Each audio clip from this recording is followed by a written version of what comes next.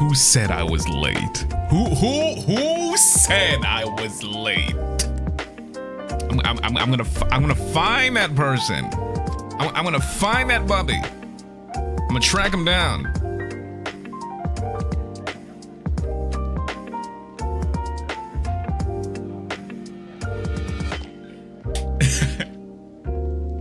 Who was it? I take pride in the fact that I have not been late. There are times where I don't think I've been late. I've always been on time. I'm gonna have to fight someone. I'm gonna have, you know what? You're gonna crack knuckles. Here we go. Here's my crack knuckles. You ready? I'm cracking my knuckles. Here we go. Here we go. Here we go. Here we go. Here we go.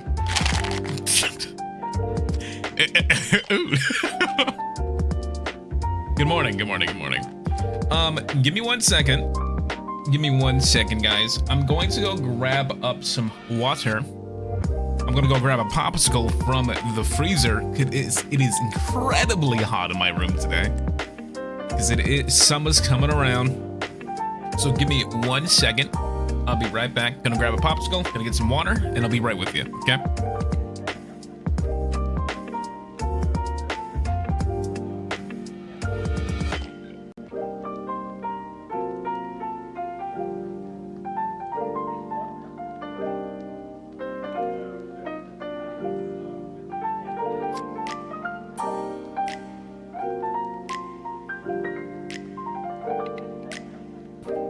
Okay, I'm back. Let me grab this. What kind of popsicle flavor? This is wild cherry. I'm not too sure what's so wild about this. It's like one of those, like, can you hear this? Hold on. You hear that? It's like one of those plastic ones, like the one with the plastic wrap. You kind of like suck on it and shit. I kind of like bite into it just so I can like get a little like hole, so it's like just enough to drink out the little cherry juice. So I'm gonna go bite it down. I like the little plastic ones because they're more like fruit juice than they are like. It's like a very unconventional popsicle because you're probably thinking of like something like ice cream. Popsicle is like something I usually take when it gets really nasty outside, which particularly is today. And thank you so much, Unyanya, for the super. It was me. Sorry, mama. Left my ass off. I was just doing the silly, but square. We're gonna have to fight. We're gonna have to fight. We're gonna have to fight. Also, thank you, Bubby the Bum, for the super. A bowly. A bowly? What is a bowly? I'm gonna have to look that up later. I don't know what a bowly is.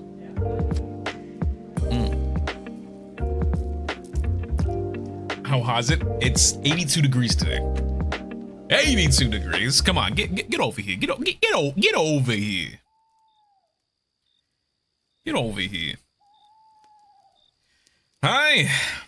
How is everyone? How is everyone doing today? Good morning, good afternoon, and or good night. Whatever time zone you are in, it is nice to see you. It is nice to have you. It is me, Goldbullet, CQC expert, weapons specialist, and head sniper of HOLOSTARS English ARMIS, and it is a pleasure to see you. How are my bubbies? How are my bubbies? Oh, you're over here today. Hi, bubbies. Tired but pretty okay. I feel that. Hello, mama. Nice to see you. Nice to see you. Plushies, yeah. So after yesterday's stream, I had to assess my top 3 favorite animals of all time because I was looking at my list and I put zebra up there. I love zebra, but that's not top 3. I think I was a little unfaithful to myself yesterday. I thought about it. Top 3 animals are right here. Got the eagle, got the elephant, and the gorilla. Like, come on now. These are some of the best animals around. I had to really think hard and long about that. Like after that stream, I was just like, can't be. It can't be zebra. So zebra is probably like maybe top 10. Somewhere in that area, but we're not here to talk about animals today.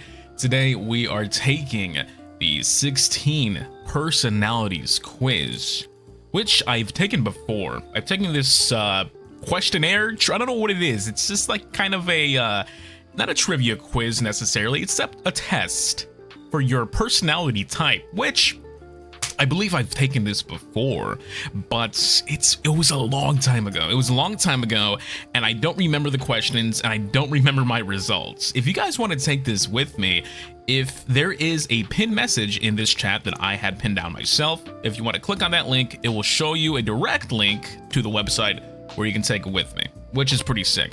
But you don't have to take it with me. If you want to go and scooch on in, do all the questions as quickly as you can to get your result to see if we match, you can totally do that. But I'm going to be taking my sweet old time with this because there are a good amount of questions on here, and I'm genuinely curious to see my result because I'm going to answer as faithfully as I can, and I'm going to answer as truthfully as I can so I can see, to assess the Gibby brain, the Gibby mindset. And I'm not too sure like what goes into this. I'm pretty sure this is like family friendly test. This isn't like the Omegaverse shit, right? This better not be like another fucking Omegaverse test. Otherwise I'm turning the stream off. Otherwise we're not doing this shit. Also, thank you so much, Hellish. Thank you so much for the 3 months. 3 months. Holy popsicles. EB, but really looking forward to the rest of the gods know how long you've been with the bubbies. Thank you so Thank you so much for the 3 months. I appreciate that. Please count the flashbacks. All right, let me eat more of my popsicle here because, like I said, you know what's weird? Are we in summer now? Are we in summer territory? Is it officially summer yet, or is that like what? Do we have to wait for like the weird like summer day? Isn't that like June 20 something? Like when do we get to summer? Because it's still raining outside. Yeah, we're still in spring. We're still getting rain here in the Badlands, and it's fucking annoying. Because, like, look, I love rain.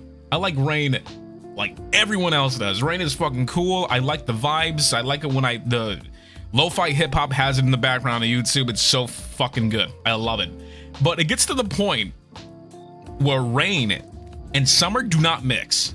Because you know what happens after it rains during a hot day? The next day is a literal fucking armpit outside, and it is the worst feeling when you go outside after it rained the next day because you can feel the musky, sticky air. I'm like, get out of here! Like, it's just so gross. I'm humidity. Humidity. I do not like that shit. Also, thank you so much for Feline for the 5 months. 3 months of the brightest ray of sunshine on the net. Love you, Gibby. Love you too. Thank you so much, Feline, for sticking around for so long. 5 months. Holy moly. Soon it'll be like, what, a couple more months? It'll be a whole year. Sheesh. Hot and dry, please. Yeah, it's gross. But summer shit talk aside, why don't we get started on this thing? Let me see. So I did scrunch down the test here. You can probably see my mouse. Let's see if you can see my mouse. Ah, there we go. There I am. Complete the test. Once again, guys, if you want to take this with me, feel free to. It is linked in the pinned message here in the chat. So please, by all means, if you want to take it, feel free to. But if you don't want to, no pressure whatsoever. Let's see. Let's read. Let's read together. We're reading together today. Hold on. What is that? Oh God, I stretched the shit out of it. Let's not do that. Let's not do that. All right, be yourself and answer honestly to find out your personality type. Okay, that's easy, being myself. View detailed results. Learn how your personality type influences many areas of your life. Okay, promising so far. Unlock your potential. My potential. Grow into the person you want to be with the optional premium suite. This fucking website wants my money. I like money, so we're gonna keep it. The first one, what is this? You regularly make new friends. You know what? Okay, so it looks like we have a couple of options here, like hard disagree and then a hard agree, and then they're like the in-betweens. Okay. Shameless plug. Okay. How about, I would say right here is good for me. Like, oh shit, I like to make friends. And as a matter of fact, I think I'm gonna go right here. I think this is a good mark right in this particular area, because I feel like the more I grow as an adult, I'm very, very extroverted. I like going out, I like meeting new people, and I like allowing people into my life and everything like that. That is so fucking fun, meeting friends, family. Like, if a homie's homie wants to meet me, I'm like, yo, let's do it, I want to meet that friend. And everything like that is so much fucking fun. My mother always introduces me to X, Y, and Z, cousin X, Y, and Z, like, you know, this and that, and I'm like, okay, I like you, you're a homie now, come here, I'ma share the love, I got love to give. So I would say around this area. And this also like goes into like collab territory. If I see someone who's super cool, someone who's rad, and someone who plays nice, I'm like, hey, that person, I want to be their friend, I want to get to know them, let's do them. I like making friends is fun as shit, I like doing that. Okay, the next one. Complex and novel ideas excite you more than simple and straightforward ones. Is it? That's true. You know what? That's a funny question, because I think that is very true. Like, but there's nothing wrong with simple and straightforward ideas. I feel like simplicity is its own craft in a way. Like, it doesn't have to be overly complicated. I think if something is too much or too unique, maybe the obscurity starts becoming a little confusing. But for me, you know what, I would say yes, I agree, like in the middle. I agree with that, because if it becomes too like artsy fartsy, and then like it gets to a point where like an idea, the complexities are kind of misconstrued, and suddenly it becomes like some kind of fucking weird thing. It could be a little weird, but I would say yes, I agree with that, but not on the level where it's like, oh yeah, this is so insane. You know, sometimes straightforward ideas can allow you to expand and make it more complex. Exactly. For me, I do like complexity. It's a little different. Yeah, I agree with this one. I don't necessarily disagree. That's for true. You usually feel more persuaded by what resonates emotionally with you. Let's read this again. You usually feel more persuaded by what resonates emotionally with you than by factual arguments. I feel like I'm an emotionally driven person.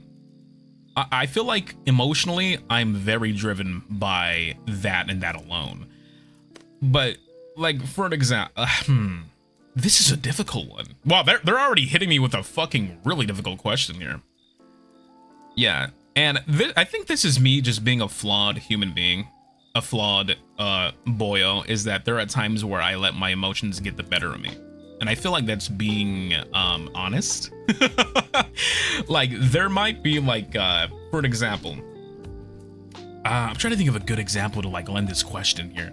Like, some people, when I was younger, I was like, yo, the tooth fairy is fucking real. She went in I was sleeping and she put a fucking dollar bill underneath my goddamn pillow. And I believed that shit. And she was fucking amazing. I saw her. She was a lovely woman. I didn't know that was my mom at the time. But then when I was told as a younger kid, hey, you little shit, the tooth fairy don't exist, I was like, I don't know, she does. She gave me $1 the other day, you stupid bitch.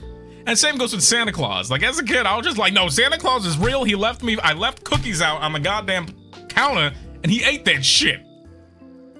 Like, you don't tell me that he's fake. So I would say I agree with this shit. Let's see. Your living and working spaces are clean and organized. Oh my god. You know what? I do have to be honest. I'll be a little honest here. I don't think I'm that organized, personally. There are times where I need to be told to do certain things. I mean, clean as in like my room is clean, yes. But when it comes to like clean your room, bitch. What are you talking about? My room is clean. My room is I just got Popsicle. I even got napkins and water up here on my desk. It is very clean. Gunby, you have ADHD. Of course you aren't. See, you're getting it. You get it. Your living and working spaces are clean and organized. I feel like they are. Like, it's not horrible in my room. This is because my room is my working space. What do I have around here? I have like, there's an Xbox on the ground. most of my important belongings, they are in my closet, so I know where they are. So are my clothes. My workspace, that being my desk, is relatively nice and clean. It's not like dirty. I do need to vacuum. That's about it. So I would say maybe in the middle. Like, honestly, I could do a lot better. I just clean my sheets too. My bed is completely naked. It needs sheets on it. It does look a little strange. I do have a couple plushies thrown about my room that you guys can't see. Things like that. Like, I would say it's kind of in the middle right now. It can either be really clean if I wanted to, or it could be very dirty right now. So that's my honesty. You usually stay calm even under a lot of pressure. I guess this depends, doesn't it? Like, let's say I have a really big important meeting coming up. Like, let's say I have a big important meeting and it's something that I'm really looking forward to. Let's say I know that this important meeting is a very good thing. I'm gonna be like, okay, I'm calm as a cucumber. I'm good. I'm not gonna be freaking out because I know it's a good thing, right? But when the pressure is on, let's say you're discussing something very important in a meeting that will like change the course of your life. That is where it's like, damn, man, I'm gonna be thinking about this all day. I'm gonna be thinking about this meeting for the next couple of weeks. Oh shit, it's coming up. I'm a little scared. Yeah, that's some weight on you. That is pressure. How do I handle that pressure? Not mean, not a little bit. I feel like it depends, but generalized anxiety disorder sometimes gets to me. Yes, I shrimpily lock in. So I guess I shrimpily lock in. So shrimpily, I would say right here. Wait, hold on. Yeah, I would say right here. When it comes to pressure, I don't crack, you know? I will get a little worried, but I want to get to the point where I'm having like some kind of insane panic attack that I can't move and I'm on the floor like writhing and stuff. I don't think I've ever gotten to that point when it comes to pressure. I feel like I have gotten to that point aside like several elements at play. Like, for example, if I'm having like some kind of panic attack, it isn't because of like a meeting or something, or isn't because of some like generalized reason. It's because of just the nature of how I am, if that makes sense. So I think I like to stay calm. I don't like to freak the fuck out and go completely ape shit. I think like most of the time I'm very understanding. I sit myself down and I go, okay, this is what we have to do.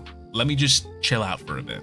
Sometimes it's not easy doing this. Sometimes there might be moments where I feel like I'm a little like worried and anxious, but that's just the way that I am from time to time. Anxiety brain. Yeah, anxiety can ruin that shit. Like, there are times where I have something great going for myself. Like, for example, me and a couple bounty hunting friends wanted to go hunting recently, and we collected all kinds of like treats and sausages and s'mores, crackers, chocolates, you name it, to go outside and have a great experience in the outdoors. And for some reason, my anxiety kicked in. It didn't have any reason to be there. It's not like anything bad was happening. It was because my anxiety just decided to say, oh, what if something went wrong? What if suddenly people aren't having a good time? It's just like, why is my brain thinking like this? Like, what the fuck is that? Let's scroll down. Let's read this one. You find the idea of networking or promoting yourself to strangers very daunting. No, not at all. I feel like not at all. Like, I would love for strangers to see my stuff. You know, I would love for people who don't know what it is that we do here in HOLOSTARS to be an evident thing. To be like, oh shit. Like, this guy is pretty cool. Hey, these boys are awesome. I feel like if you are trying your best to promote yourself, you have to sell yourself, you know? You gotta kind of like shake your ass a little bit, do your dance, do your thing, just so you can get the eyes and attention of certain individuals so that you can, you know, of course, network properly. I think that's a pretty good thing. I'm not scared of that. I don't find that daunting, but I think for like smaller artists, like let's go into the territory of like, you're a freelancer, either be an artist, either be any criteria in between. This could in fact be very scary, and I remember when I was a little gibby, I was a freelancer for a bit, a freelancer bounty hunter. And when you are taking commission for all kinds of missions, it can be scary at first. And this I completely understand. If you would have told me this question maybe a couple years ago, I probably would have found this to be very daunting, quite frankly. Yeah, I feel scared. I'm a freelancer. Yeah, when I was a freelancing bounty hunter, this was scary to me. Like, doing your first bounty hunting commission was something that was like, oh, I hope I do good. I hope they like what I like, you know? Still a hobbyist and it still scares me. Yeah, for me, I don't find this daunting whatsoever because I want more people to discover my content. I want more people to discover what I'm capable of. So I think I'm gonna go ahead and go with a hard disagree here. Freelancing still scares me. Yeah, to all you upcoming artists out there and to you artists who have been doing things, one thing that you guys, I've seen you guys do, you go to these cons and you set up your booth and everything. That is something that scares me. Like, doing that, I want to make sure that everything is right. I see like these big cardboard cutouts. I see all your like prints completely printed out and stapled onto a wall. That's impressive. I feel like if you get to that point, you're doing fucking amazing. For me, I'm like, man, how the fuck can I ever do something like that with my artwork? Like, I would absolutely love to do that at some point. But the whole process itself is what's more daunting than me actually promoting. Like, I would love to do that. But what are the steps in between to make that possible? That's what's daunting to me. For real, they're so cool. It scares me, but I do want to do that. Yeah, I'm not too sure what the process is like, but that's what interests me and scares me the most, funnily enough. I actually managed to sell things at cons years ago. We're thinking back to that time. That's pretty sick, though. The fact that you did it is awesome. Once I came to terms that I suck, I lost fear. Oh my god! No, don't say that. You don't eat. None of you suck, okay? You don't say that, you amazing artists. You fucking butterballs. Let me see. We're at 10% now, it looks like. Okay. Let me look at this. You prioritize and plan tasks efficiently, often completing them well before deadlines. I would say... See, I feel like this is another one where it depends on like what it is. I feel like for the most part, when it comes to doing assignments, I do complete them and I get them out the way. If it's something that's like, it has to be done 2 days to 3 days in advance, if it's an oversight by me, it's a complete accident. But I will say, I'll be completely honest here. Where's my thing? Oh shit. Oh god. Let me scroll up a bit. I would say I'm not really good at this. Sometimes I procrastinate a lot. There are moments in my life where I'm just like, oh, I'll get to it. I'll get to it. I'll get to it. I'll get to it. I'll get to it. I'll get to it. I'll get to it. I'll get to it. And then by the time that the thing is due, I'm like, oh shit, I didn't get to it. Like, I hate that. It's such a flaw that I have. And the thing is, like, I'm so willing to commit to something that I feel the need not to work on it immediately. But that's a flaw that I have that I've been trying to work on, because I'm so confident in my ability to complete assignments efficiently that I'm like, I'll get to it some other time. I'll get to it when I need to. I need to stop doing that, because as soon as I see an assignment, I should lock the fuck in. I should just be like, okay, let me get this out the way so I can go on with my day and not have to worry anyone, you know? So this is something I would say I am not really efficient in my opinion. Oh my god, that's me. That's surely how ADHD is. Many people say they do better when it's last minute. I'm not too sure why I'm like that.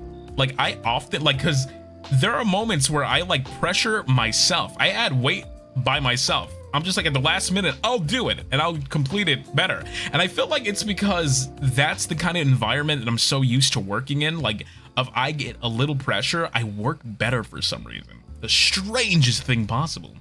Thank you so much for the 5 months, by the way, Death Parade. Thank you, I appreciate that. I'm a big procrastinator when it comes to cosplaying, but we out here procrastinating. I feel like as long as you're not harming anybody and as long as you're working on your own merits, it's okay to procrastinate, but don't do it willingly. like, procrastinating is a flaw that I have personally, and I'm trying my best to get rid of that. So don't beat yourself too much about it if you procrastinate. It happens to everyone. Okay, let's see. What is the next question? People's stories and emotions speak louder to you than numbers or data. What the fuck? Yes! Numbers or data? What the fuck does this mean? What? Wait. Let me read that again. I'm a little confused with this one. People's stories and emotions speak louder to you than numbers or data. That's a hard agree.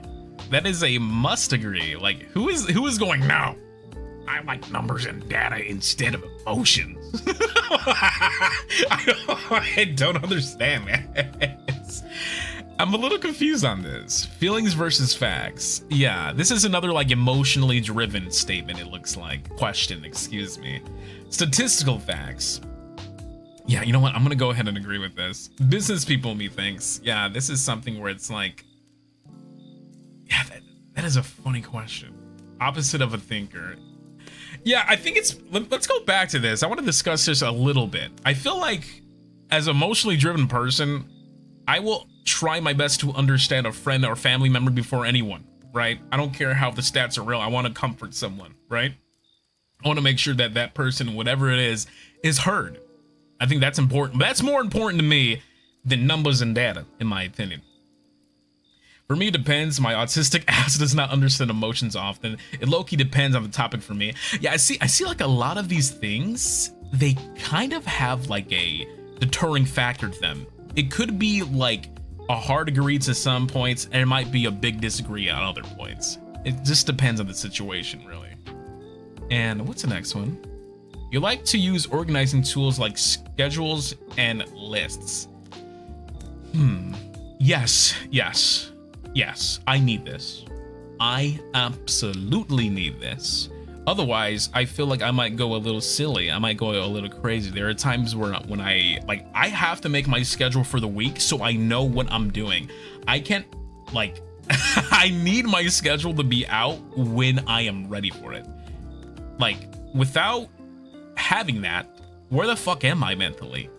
I need to like set my times. I like on my phone, I have so many alarms for different times of the goddamn day. I just click on them like, okay, I need to be here by 8. I need to be at this place by 7. I got to make sure that by 3 p.m. I'm right here. It's all on my phone. I need this. Like, I'm so scatterbrained. I will accidentally like watch an iceberg video and forget about where the fuck I am. That's how easily distracted I can really be. There might be times where I'm like, okay, I'm gonna get to this really cool work thing, but I gotta open my Spotify, find this one song real fast, and then I get completely distracted. So if it isn't for my organizing and scheduling tools, I won't get to anything. So I need this. I absolutely need this. Yes, big agree.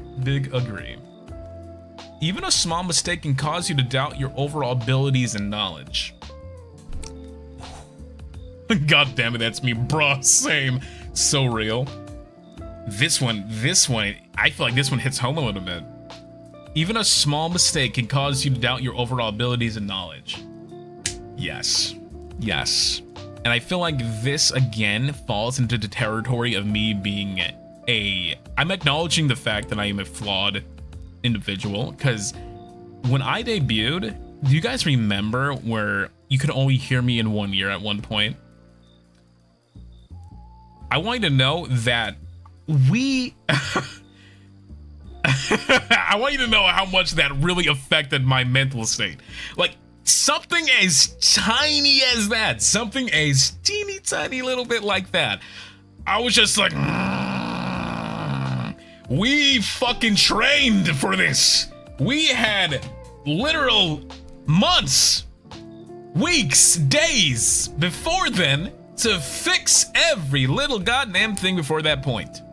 So when I went live and I could only be heard in one motherfucking ear to my bubbies, to my beautiful bubbies,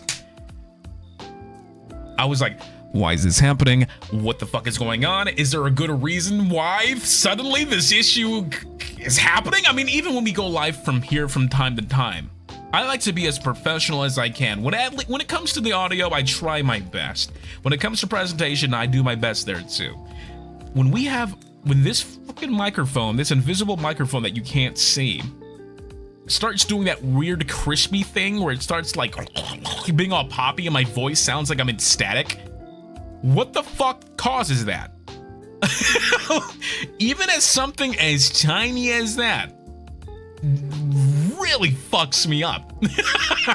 Like it just does. And I hate that I'm like that, because most normal people will be like, don't sweat it, bro, it ain't no big deal. But for me, I'm like, I feel like I'm such a perfectionist that something as tiny as that will just ruin my day. I do not know why. All the preparation, sometimes shit just hits the fan when the day comes. We love you, mistakes and all. I'm kissing. Scuff is just a charming aspect of debuts at this point. And see, thank you so much. And I guess my point being is that I do not like these mistakes and these issues being consistent. Like, if this is an ongoing thing, which it has been, I like to minimize the flaws. I like to make sure that these things don't happen as often, just for the sake of professionalism. Just for the sake of presentation. I don't like, it's okay. Sometimes scuff is fucking hilarious. Like, there were moments where I would scream so loud that my microphone would just detonate, and then I would have to replug it in and put it back. No big deal, but it was fucking hilarious because the result was just comical. But since then, I like to make sure that these mistakes don't happen so I can fix them up and give you a better experience. That's just the way that I happen to be. Once I saw a clip where Sans broke your mic. Yeah, we don't talk about that. I just need new equipment in general. Like this morning, going on a tangent, gonna make this very quick. Second monitor was not working. I was like, what the fuck is happening? My second monitor was just not working, so I had to plug everything in. I'm just like, thank God I woke up an hour early before stream so I can get this assessed. So fucking annoying. So I would say, big agree. Big agree. Next question. You feel comfortable just walking up to someone you find interesting and striking up a conversation? Yes. Yes, yes, yes, yes, yes. Yeah, abso-fucking-lutely. I am... You might hate me for this. I am that extrovert who will see an introvert and try to convert them into being as hyper as I am. Like, if you are a very, like, standoffish, kind of quiet individual, I will go up to you and strike a conversation with you, no matter how awkward it is, just so I can get to know you a bit more. I am that individual. I know a lot of introverts don't really like talking. Of course, they're introverted. And there used to be a point in time where I was introverted as well, and I really didn't like to approach or be approached. But I feel like it's because I never had anyone in my life to kind of break me out of my shell. I had no one to break that ice with. So I became introverted because of my environment rather than just being naturally like that. But it wasn't up until an extrovert came into my life, that being, of course, a really good friend of mine, and was like, hey, let's do something. Let's go out. Hey, what about this? Let's do that. Or X, Y, and Z. Insert whatever it is here. And I was like, hey, wait a minute. This is kind of nice. Hey, I like this.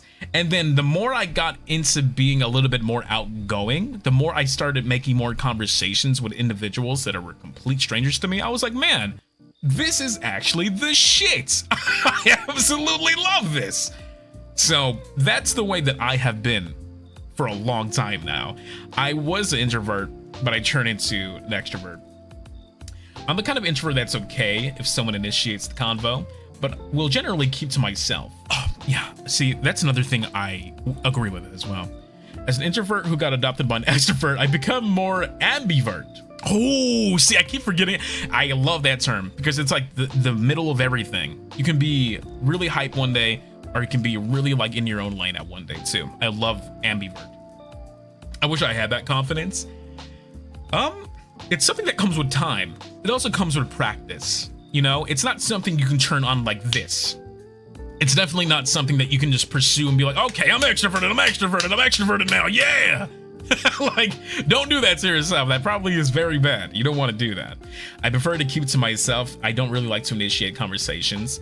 Yeah, that's why when I see introverts now and I see how kind of like scared they are to talk, I do my best to walk up to them and say, hey, how's it going? What are you doing? Are you busy? You want to talk? You want to play something? You want to do something? Just because I know how it is to be an introvert and not really have anyone approach me because of that reason. Introverts are shy people. I feel like kind of go hand in hand. I guess it depends, really.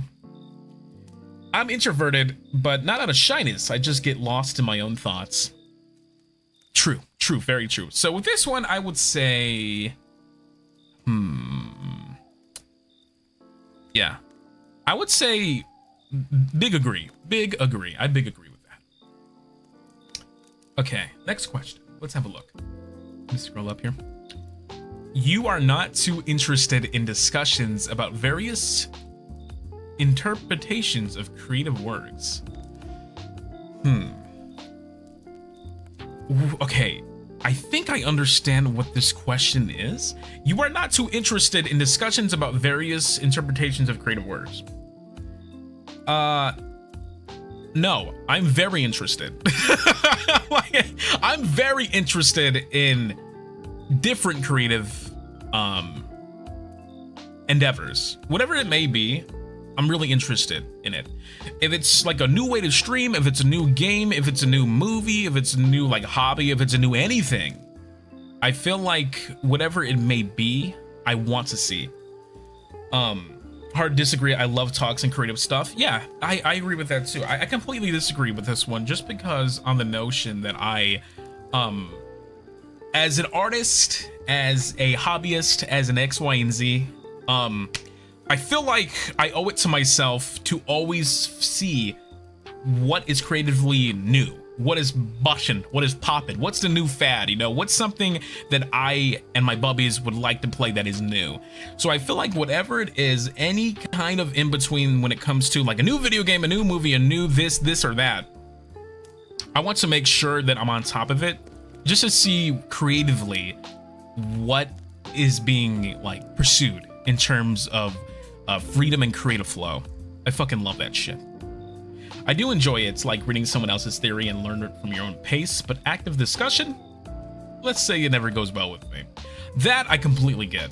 I mean, I'm fine with listening or quietly reading these, but I don't want to discuss things with people. Well, that's true. It depends. Sometimes it just sends me into a black hole. See, that I understand, because there is such a thing as being like you can be motivated and then exhausted within the same second. Right? Like that I completely understand, because you might hear someone just going on and then you're like, damn, like I'm not really doing anything and this person's doing everything. So that I completely get too. So I feel like with this one, maybe I'll be a small disagree, because there are moments where I'm like, damn, like this person's like doing everything creatively and I want to like get on top of that. You know, I feel like a lot of envy and a lot of jealousy could get in the way of this too. For real, overthinking about planning already exhausts me. True. Okay, that's a good one. Let's see. Man, we got a lot of, we're at 20%. I feel like we're gonna be here for a good time. Let's see. You prioritize facts over people's feelings when determining a course of action. I feel like this question kind of goes hand in hand with the other one we just had, where it's like the emotional question. You prioritize facts over people's feelings when determining a course of action. Damn. Facts over feelings. I feel like you would want to assess someone's feelings first before you head into the factual category, right?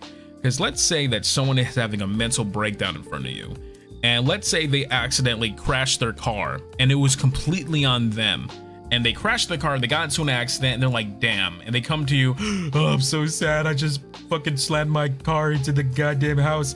And then if you're like, well, that was your fault, like, well, you're a dick. Like, if you, like, yeah, that's true. It is their fault that they accidentally crashed their car, but wouldn't you want to make sure that person is okay? And wouldn't you want to, like, comfort them in a sense that they just had a pretty bad crash? Yeah, like, yeah, maybe it was their fault that they crashed their car, and let's say they were driving without a license, which of course you shouldn't do that. You wouldn't be like, well, even I know you're sad and everything, but you weren't driving with the license and you did that yourself. Like, you're an asshole. Like, this person is clearly needing of some kind of like comfort, and you're just stating facts. That's rough, buddy. Yeah, I don't think you want to do that. I would say disagree, a small disagree, because I'm not gonna be like, oh yeah, you crashed your car, that's okay, or you were driving without the license, don't worry, people do it all the time. Like, no, those are bad things. You shouldn't crash your car, and you should not be driving without a license. Like, you want to make sure that person, whoever they are, they don't go to the brink of the edge that is going completely mental. You don't want them to do that. Yeah, it depends for me. Yeah, it's so strange. Okay, let's see. Next, let's see. Oh God. You often allow the day to unfold without a schedule at all? Only on my days off. Only on my days off, okay? Because if it's like a weekday where I know I have to stream, I'm just like, okay, what am I doing? What am I doing? Where am I going? But if it's like a weekend or a day that I'm completely off, I'm just like, I wake up, where am I? Okay, I'm hungry, and then you make a PB&J, and then you just fucking watch YouTube all day. That's what I do. Like, the days that I have shit to do, I make sure I am on it, and I get my homework out the way, all my assignments done. But on the days that I'm off, I'm just like, fucking give me a goddamn Nutter Butter, and I'll just eat that and watch fucking, like, Iceberg or Lost Media, like found Lost Media footage on YouTube or something like that. I don't know. Watch someone on Twitch. So, how do I answer this one though? You often allow the day to unfold without any schedule at all. I think like in the middle. In the middle would be good for me because I can either agree or I can either disagree. So I'm gonna go with that. All right, the next one. You rarely worry about whether you make a good impression on people you meet. Oh, shit. I want to make sure that if I'm meeting somebody new, if I'm being introduced to someone that I've known for a long time and it's a first time meeting, I want to make sure that my impression is important, you know? You rarely worry about whether you make a good impression on people. Yeah, I disagree with this. I worry a lot. Like, I worry a shit ton. Like, I want to make sure that whoever it is that I'm talking to, either for the first time, like, or let's say what's a good example? What's a good example for this? Let's say that I've been talking to a fucking amazing friend for like 10 plus years. Really good homie. We've been best of boys for a long time, but I haven't met them physically. We're only online friends. So if I met this person for the first time in 10 years, that impression needs to be really fucking important. And I feel like even if you've known someone for only a small amount of years and you're just meeting them too, that is important. Because you don't want to shoot the shit too fast because you might make a bad impression.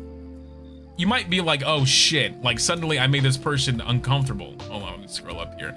You don't want to be too friendly. Because one thing that's always kind of like a major turnoff for me is when someone is playing buddy with me and they really don't know me too well, you know, like, and they start making very crude and very obnoxious jokes without really being my boy, you know. And I think that can be kind of scary, which is kind of ironic because I feel like I would try my best to strike a conversation with someone I haven't met yet, just so we can see where we are on the vibe meter per se. I prefer keeping a low profile nowadays. I don't really dwell on how people feel about me. Yeah, and they aren't like, are you okay with this? Hopefully that isn't me. Hi, Octavio. How you doing, baby boy? How's my boy? How are you awake? Oh my goodness, you better get some sleep soon, Octavio. It's like really late for you right now, isn't it? Oh my goodness. Holy shit. Yeah, but for me, I want to make sure that the impressions I leave on individuals is relatively good. I'm not gonna be like, I don't give a shit whether people like me or not. I feel like that I completely understand too. I feel like there used to be a time where I was like that, where it's just like, whatever, you know. There was times where I would go to a grocery store in my PJ pants because I just didn't give a shit whether or not people like perceived me. And then I started like caring a little bit about my appearance and going out and everything like that.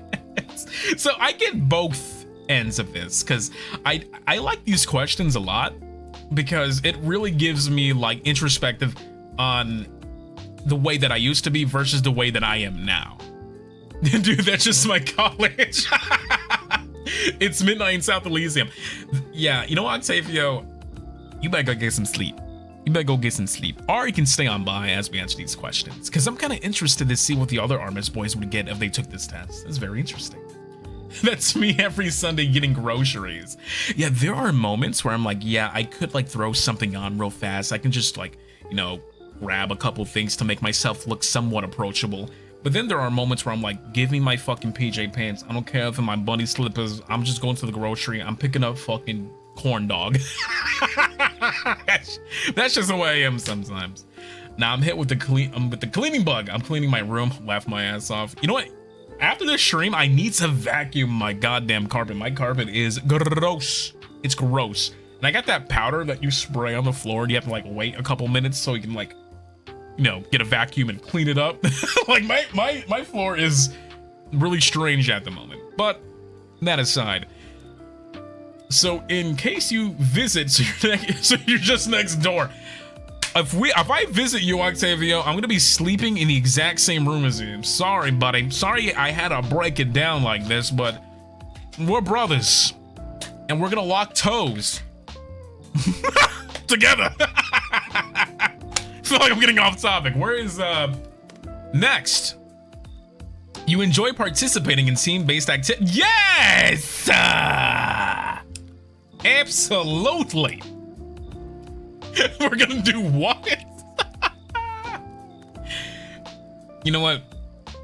When we went to Xenokuni and being with Octavio and the other boys, it was so much fucking fun. Absolutely fucking fun. We gotta do that again. Let's do it again. For this one, yes. Yes, and oh god, let me scroll back up. You enjoy participating in team-based activities. Fuck yes. 110%. Are you kidding me? Anytime there's an ARMIS collab, I'm like, let's play a video game, baby. Come on now. Feel like any collaboration is something.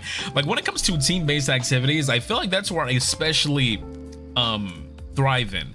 Like when we were doing the karaoke when we were in Xenokuni, I was like, let's do it. But if I'm by myself doing a karaoke, I'm shitting my pants. Like I absolutely enjoy participating in all kinds of team activities. Either it be something fun that we're doing, a project, anything else, I'm all for it. I love that shit. I'm really excited for the ARMIS collab. Dude, we talked about this yesterday, but damn, we need to play Project Zomboid again. I don't know what it is about that stream that left such a fucking good impression on me, but legitimately a lot of fucking fun with my boys, man. That shit was so sick. God, I can never do karaoke on my own. See, karaoke by myself, I can probably do it.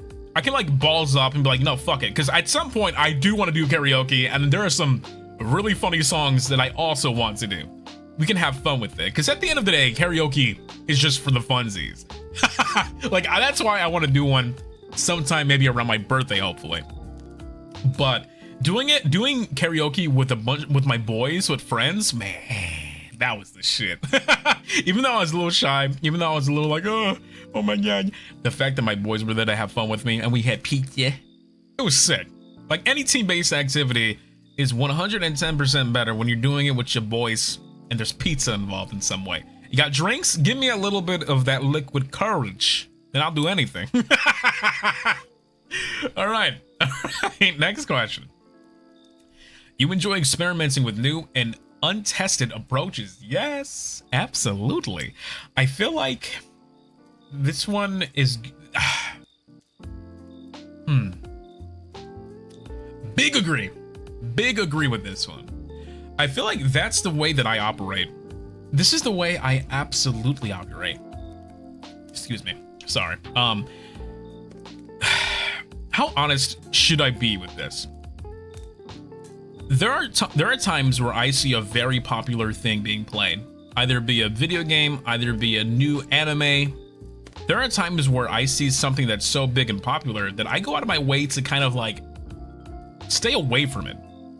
And that's because there are other factions that need more attention. If that makes sense. Because I remember when Lethal Company was like the big fucking game that everyone needed to play, right? And I love Lethal Company, right? I love that fucking game. That game is amazing. And I loved streaming that with my boys. That was the most fun I had in a stupid minute. But would I ever play that again? Probably not. And that's because on the merit that everyone and their mother has played this game 110 times. And I would rather play something that no one has seen. Like, for an example, Doshin the Giant. Like, that's a game that we have perms for that no one has ever touched in All Stars. That's more interesting to me, because what the fuck is Doshin the Giant? We have perms for Chibi Robo, for fuck's sake. Has anyone played that yet? We need to get on that. Like, someone needs to get on that shit. I think Altair has Chibi Robo. Chibi Robo is a fucking amazing game. And that's why, like, I have yet to play Minecraft. Because I love Minecraft. Minecraft is fun as fuck. As a matter of fact, I had more fun playing Minecraft for the short time that I did with my boys than any time. And that was only one time. But why don't I play Minecraft? Because there are other games that are a little underappreciated that I'd rather focus on, if that makes sense. Like, no disrespect to anyone who likes that, but that's the way that I have always been with the games that I enjoy. Because when I played Octavio's favorite game, Conker's Bad Fur Day, no one knew what the fuck that was. And a good amount of you were like, oh shit, he's playing this game. Oh my god. That was good. Because a good majority of you had no idea what the fuck that was. And I was like, good. And that was a great stream. And I'm glad that I introduced that game to you guys. Because a lot of people did not know what that was. And I feel like going forward, I still want to keep that evident, which is why at some point, I want to see if we can get perms for, like, Mortimer and the Riddles of the Medallion. I'm literally, I don't think any of you have ever seen that game. Or maybe Mystery Case Files, the 13th Skull. Like, what the fuck is that game? I know what that is, but you guys don't know what that is. So that's why I enjoy being able to experiment with things that are relatively, like, new to you guys. And untested approaches, I agree with this completely. Plock, please. If we get Plock perms, we will be playing Plock. Give me that. What the hell is that? Yeah, there are so many stupid fucking games that no one has no idea what they are. Mystery Case Files, the 13th Skull, is the funniest fucking game on the planet. It's like a, what do you call that? It's like a live action hidden object game. It is the strangest thing. It's so fucking funny though. Let's see. You prioritize being sensitive over being completely honest. I feel like they keep saying the same question, but in a different way. Let's see. You prioritize being sensitive over being completely honest. Okay, this is like as a person, as an individual. Have I ever prioritized my sensitivity? Was it like, damn, I'm sensitive? I don't think I've ever said that. Let me think. Like, would I rather be sensitive with someone or be completely honest? See, this is another question where it's like, it depends, really. Yeah, it's another depends question. So you guys get this one too. But mostly, what am I? I'm usually overly honest. Yeah, I like to be stern. I like to make sure that, let's say I'm talking to someone and they're very hurt, or I'm very hurt. And the way that I feel, I want to make sure that I am honest. But I also want to make sure that my sensitivity isn't something I throw out the fucking window. I want to make sure that my feelings matter as well, as you should. So, am I more sensitive or am I more honest as a person? I feel like it means if you prioritize comfort or a problem solver. I feel like with this one, you can be both. You can communicate true without being an ass. I think I'm gonna hit the middle on this one. I'm personally quite stoic. Am I gonna be a jerk? No. Will I lie? Also no. Yeah, see, I think this is why I might answer in the middle on this. Because there might be times where I feel like I could be very sensitive, and there might be times where something needs to be told in an honest manner. So I think I might hit the middle on this one. That's rough, buddy. I follow honest in the best policy quote. The truth, I don't lie. Yeah, let's go with the middle. I think this is a good middle ground to hits. Once again, it depends. It fucking depends. Next.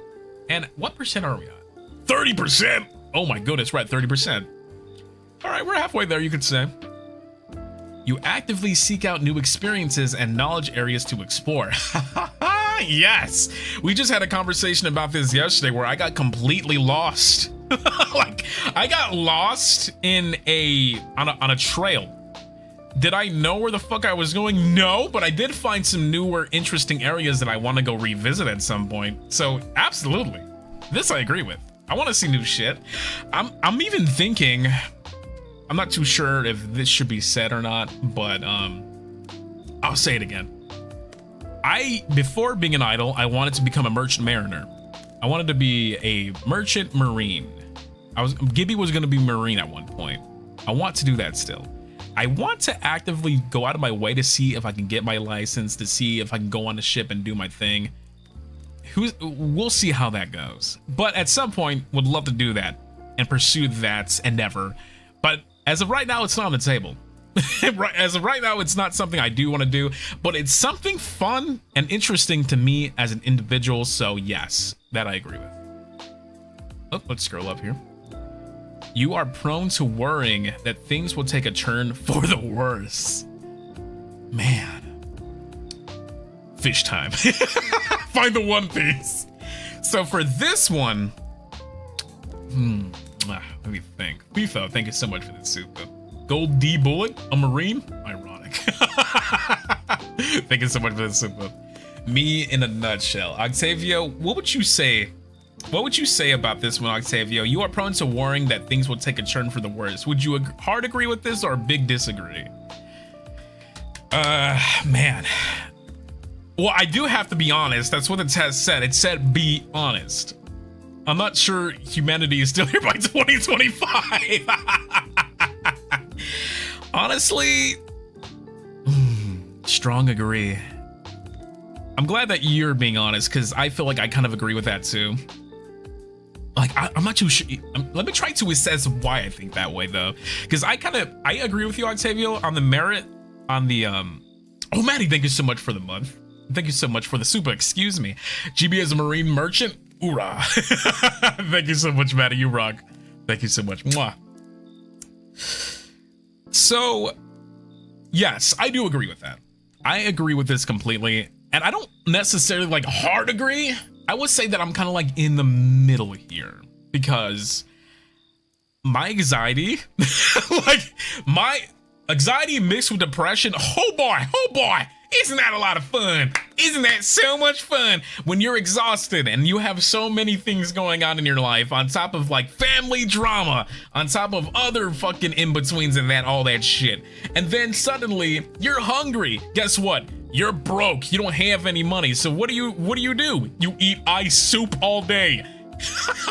And then you realize you're drastically losing weight and you should be eating. Guys, this is me.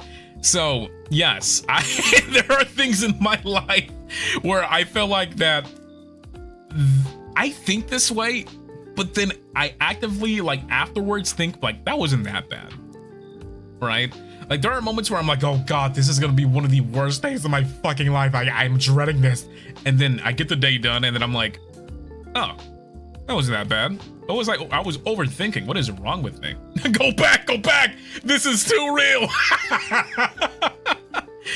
So I feel like my first, like, I don't know why my first thought is like, oh, this is gonna be a piece of shit. But then it turns out really not to be. I feel like it's because I'm just a big baby. I'm a big sensitive baby sometimes. I kind of disagree with this more. I have this thinking that you will resonate. What you resonates happens. So positive, I think the positive happens. You know what? I kind of agree with that as well. I feel like if you think happy thoughts, maybe good things will come to you. And if you think negative thoughts, like negativity, it might enter your life and kind of fuck with it. It'll fuck with your brain a bit. So I feel like if you focus more or less, how do I answer this one? Gold baby. How do I answer this one? You know what? Okay, small agree for the time being. Small agree for the time being, because I feel like my first thought is that, oh God. My first thought is always, oh God. So yeah, I agree with that. You enjoy solidarity, hobbies, or activities more than group ones. So that's like, I'm just worried that I'll die before Kingdom Hearts 4 comes out. I forget what game I was hyped for that I felt the same way. I'm like, can I please live before this fucking game comes out? I've had moments in my life where there were games that I was just like, I gotta like survive. I gotta survive. I gotta make sure I don't fucking die. I think unfortunately, one of the games I was most excited for came out in 2020, and I was like, COVID just came around the corner, and I was just like,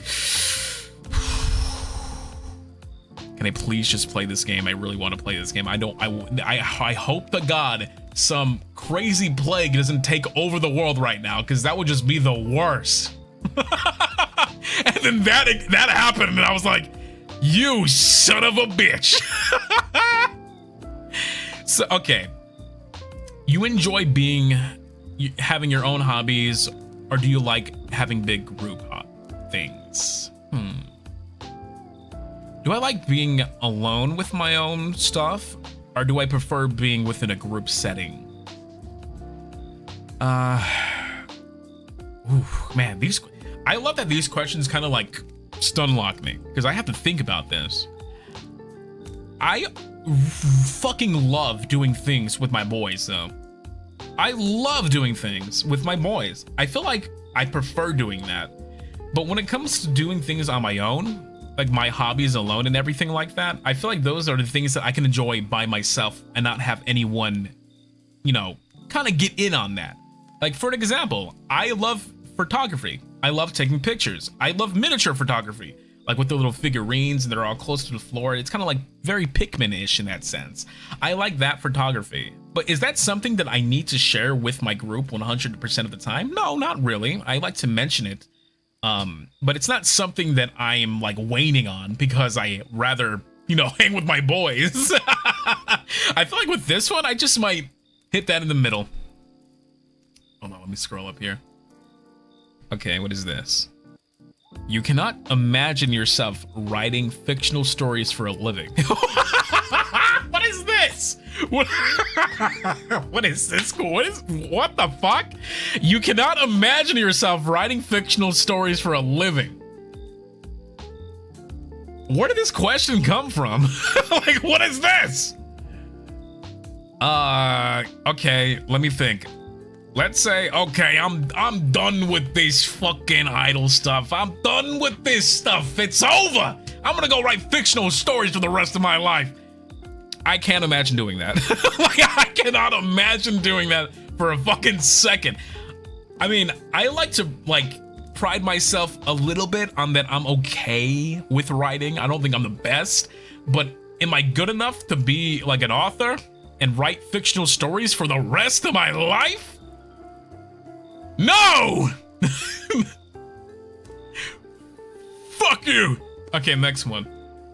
Let's see. That's such a strange question.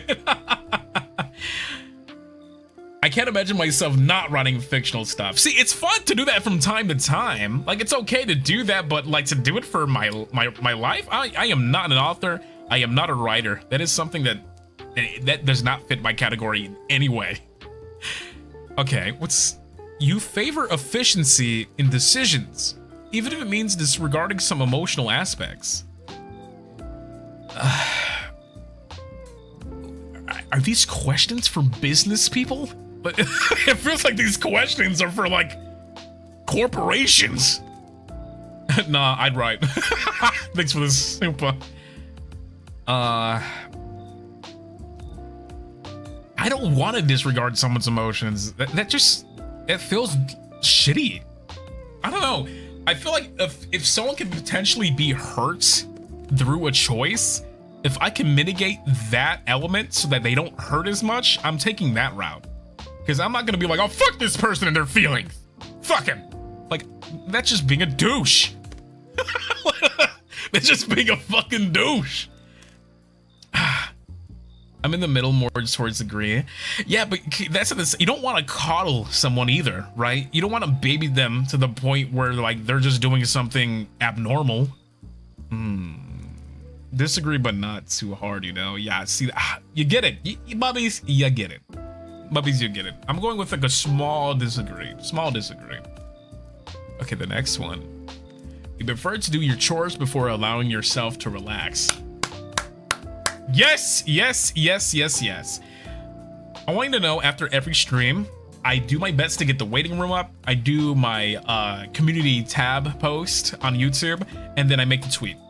I make sure that I do my chores before I have a fucking ounce of relaxation, because I like to get that stuff out of the way before I can enjoy the rest of my day.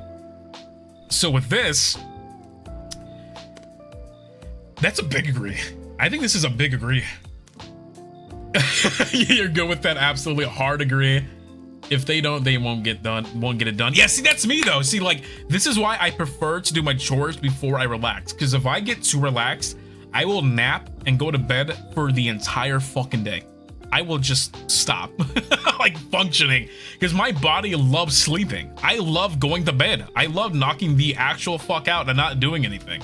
I don't know why that's my instinct as a person, is just to fall asleep to like ambiance, fucking rain shit, lo-fi. Like, I don't know why I want to do that more than anything, but I would rather get all this stuff out of my way, because if I'm relaxing, you know what's going to be on my mind?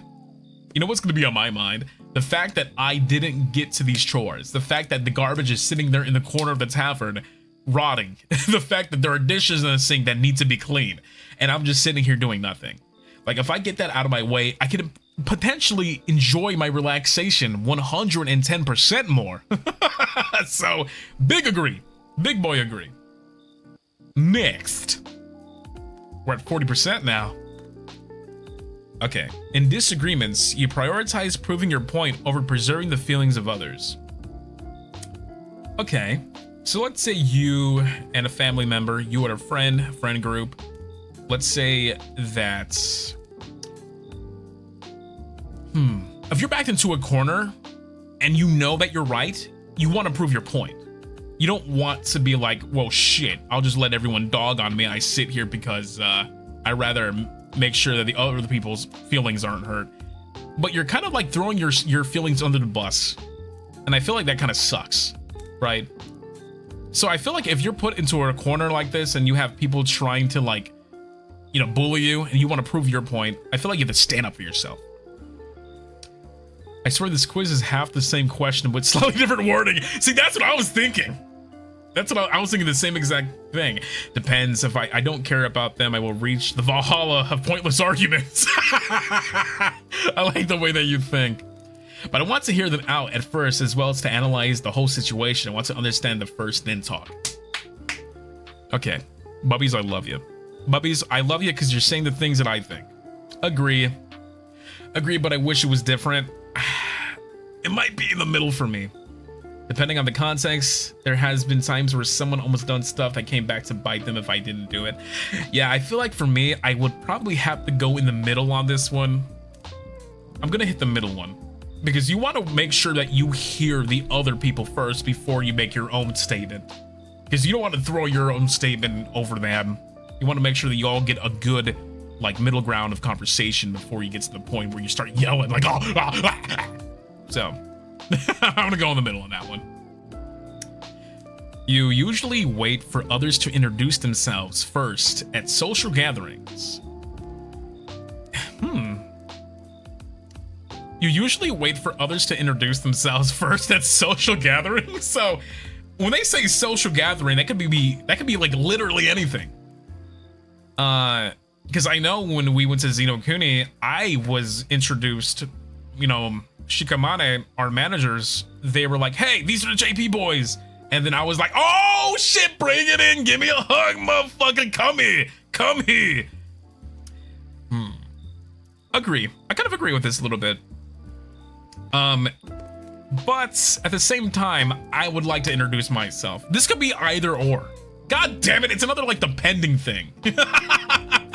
I feel like I am more apt to introduce myself before the person. And I just have to answer these honestly, completely. So You usually wait for others to introduce themselves first at social gatherings. For me, I'm gonna have to disagree with it. Small disagree, because I feel like I would be the one to be like, hey, what's going on? My name is Goldbullet. Blah, blah, blah, blah, blah. Nice to meet you. Shake my hand. That's a firm grip right there. So I disagree with this one. Oh, your mood can change very quickly. Ooh. My mood? I feel like for the most part, I am generally like just hyperactive. Unless I get bad news or good news in the day, it could sway my mood from one way to the other. Hard disagree for me. Not to call out, yeah, for sure. My mood can change quickly. Shit. What do I do this one? I feel, hey, yo, Axel. Axel Sirios, the man, the man, the man. Thank you so much for the raid. I hope you guys had a lot of fun over on Mr. Sirios' stream. Welcome on in. Welcome on in, Axolotls. How you doing? Hope you guys had a lot of fun. Right now, we are answering the most fucking set of difficult questions I've ever had. Thank you so much for the raid, Senpai. I hope you guys had yourself a good one. Please kick it on back. Take it easy and relax while we answer away at these very, very thought-provoking questions. Mwah, mwah, mwah. Thank you so much for the 5 gifts then. Holy shit. So, okay, Axolotls. I want you guys to answer this question with us. I'm really curious. Can your mood change very quickly? I'm trying to think. Because I feel like my mood, I feel like I'm a little like, it depends. Because like, let's say I'm having a really fucking good day. It's a fucking amazing day outside. Oh my God, the sky is blue, grass is green. I can hear everything. Birds are chirping. And then suddenly I get bad news. Sorry, Gibby, but I ate all your chimichangas in the freezer. I'm like, Ruze. Like, and then my day suddenly is like fucked up, right? I don't let someone ruin my day, so I'm like, I'm having a good time. Let me have a good time. Duh! I agree with that. There are times where like, I had people in my life where I was having like a good day and this person clearly wasn't having it. I'm like, hey, look, I'm not gonna let you fuck up my day. I'm not gonna let you ruin my shit. If I'm happy today, I'm gonna be happy today. I got good things going for me. I'm not gonna be miserable. Thank you so much for the 5 gift, and you, Nyanya. Thank you guys so much for the 5. Holy shit. You know what? No, I'm gonna go with disagree. I feel like small little disagree, just because I feel like, let's say, here's a funny story. One time I saved the calzone in the tavern, right? And a bounty hunting friend of mine, for whatever fucking reason, thought that calzone was up for grabs. When you see someone's food wrapped up inside of a fridge, right? You know what you do? You ask someone, hey, can I eat that? Or if there's more than one thing of something, if you're going to eat it, at least let somebody fucking know that you're eating it. Right? Because that fucked my day up. Someone ate my calzone and I never forgot about that shit. And I was just like, all right, you know what? I was like looking forward to that lunch and now it's fucking gone. Like, I have a bunch of corn dogs in the fridge. If a friend came over and I had just one, I wouldn't be upset. I was like, hey, my boy is hungry. They wanted to eat something. I hate it when that happens. I'm glad I'm not alone. My dad did the exact same thing to me. You do not eat someone's food if they're saving it, okay? You do not do that. Give me 1 second. I'm gonna drink some water real fast.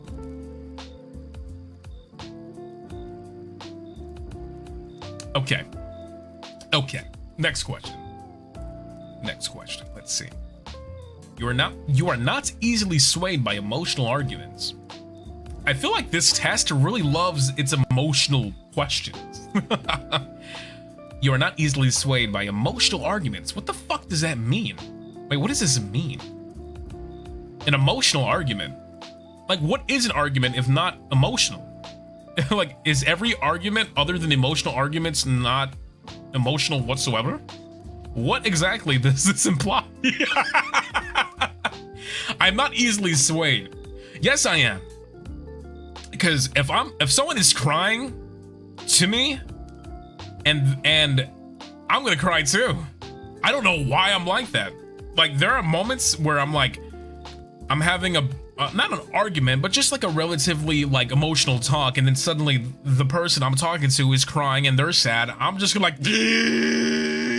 oh my god, and then I start crying. So I would say I disagree with this, because I feel like I'm easily affected by someone else's emotions. If I see someone crying in a TV show, crying in a movie, game, anything, I feel like I'm gonna start crying too. I'm a big fucking baby. Let me get that one. Next question. You often end up doing things at the last possible moment. Yep, that's me. I kind of already answered this, but I procrastinate a lot, and I feel like there are moments where I'm like, I'll get it done, I'll get it done, I'll get it done, I'll get it done, I'll get it done, and then at the last second, I'm like, I didn't get it done. Oh no. So I agree with that. You enjoy debating ethical dilemmas.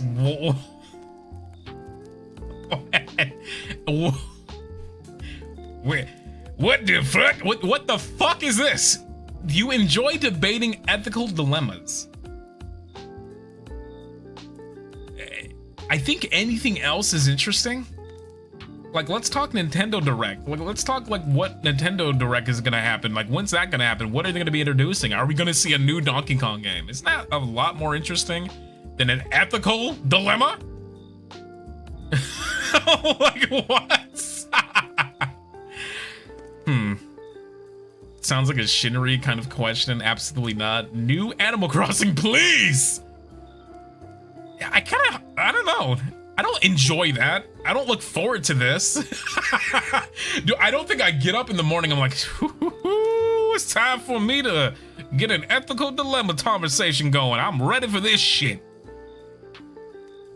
Like, I truly don't look forward to that. Like, unless it's like a topic of discussion, I'm not like, man, I really needed this. I really needed this discussion on an ethical dilemma today. Like, I don't think I willingly enjoy that. I don't understand. The thing with ethical dilemmas is that it opens the door for absolute weirdos to start talking to you about insane stuff they believe in. See, I feel like for me, it's not that I don't find enjoyment in something like this. It's just the fact that there are far more interesting things to enjoy. Like, that's just my opinion. So I guess I'll disagree with this for the time being, because I don't necessarily understand that. We're at 50%. This is officially the halfway point. Okay. All right. You usually prefer to be around others rather than your own.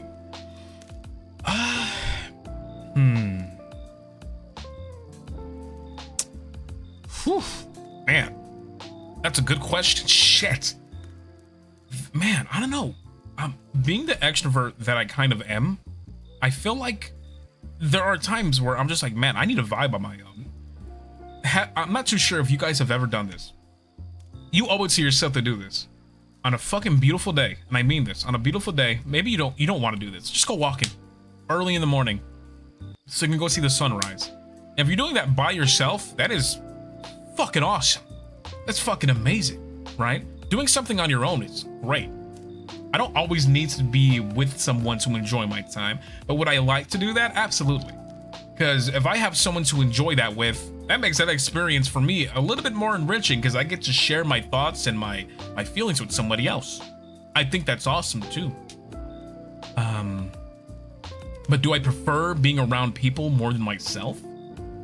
I feel like I've been with myself for a very long time, right? I feel like I had enough of me. So when I get a time to hang out with my friends, share my likes, my dislikes, and things like that, I do have more of an enjoyable experience. But for the most part, I like big chilling with the boys.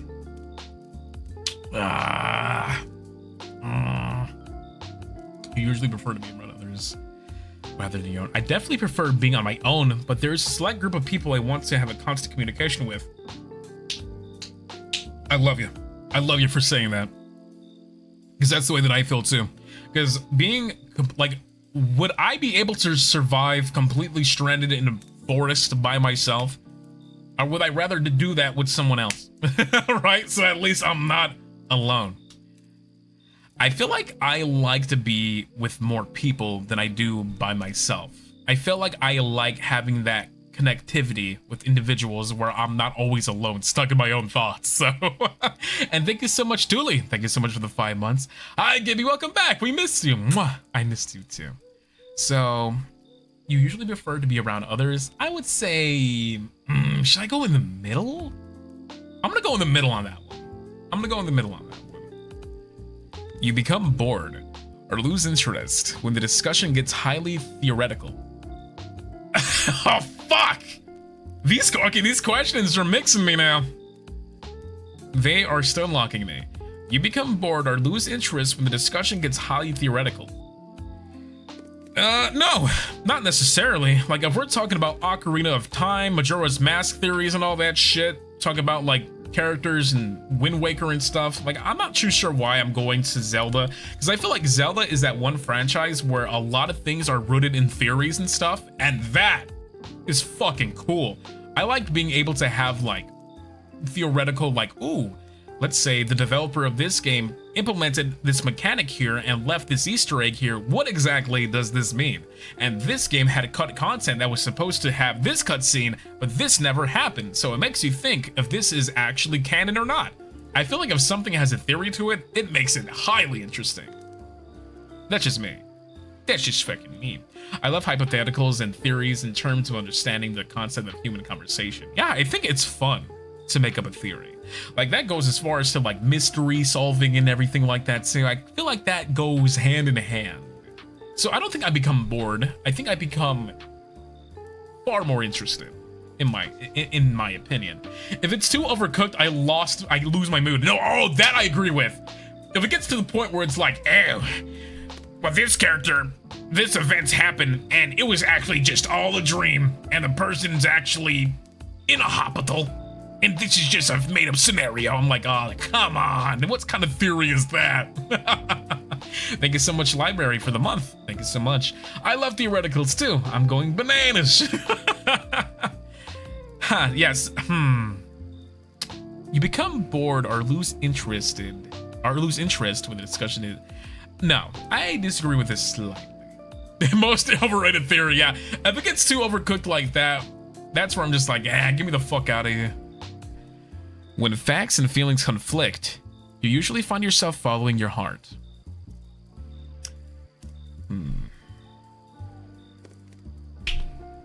I feel like I follow my heart more than anything. I feel like that's important. To follow your heart. To trust your gut and your feelings. Follow your heart before anything. You know? I feel like that's always the most important thing. When facts and feelings conflict, you usually find yourself following your heart. Well, you don't want to lie to yourself. And you don't want to lie to other people around you. So I feel like following your heart and being truthful in that sense is very good. I agree a bit. It can depend. Yeah, it's another one of these. Yeah, you do want to be logical about this too. I don't think there's ever been a moment where I'm like, I'm not following my fucking heart. Fuck that shit. Like, for me, it's never been to a point where I'm like, get this shit out of here. I don't need to trust my heart right now. Fuck this. There are times I had to do it for someone's safety. Thank you. I prefer logic and facts. I don't enjoy the concept of following my heart because 8 times out of 10 I am wrong. Yeah, man, that hits home. Holy shit. For me, I use my brain. I tried many times to follow my heart, but there are some times where I'm like, we can't do that at the moment. Not right now. That is so true. That is so true. I'm an overthinker. Trust blindly is hard for me. Shit. Oh, this is such a hard one. This one's scary to answer too. You want to make sure that you're logical first. You want to make sure that you don't do something that you wouldn't do if you didn't think first. I feel like it's important to like make sure that you grab the concept of what the reality that you're dealing with first before you just go ahead and trust your emotions 110%. Because I did say that it is a flaw that I'm a very emotional person first before like a fact kind of like person first. I think that's just a weakness that I have necessarily, where it's like, man, I'm really fat right now. I can really go for some ice cream. And then I just eat a bunch of fucking ice cream. And then I get diarrhea like later on. I don't even think about it. I'm just like, fuck, why did I eat all that ice cream? I just like, my emotions take charge before anything and fucking sucks.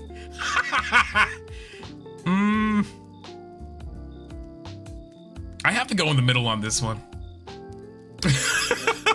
Let's see. All right, next. You find it challenging to maintain a consistent work or study schedule.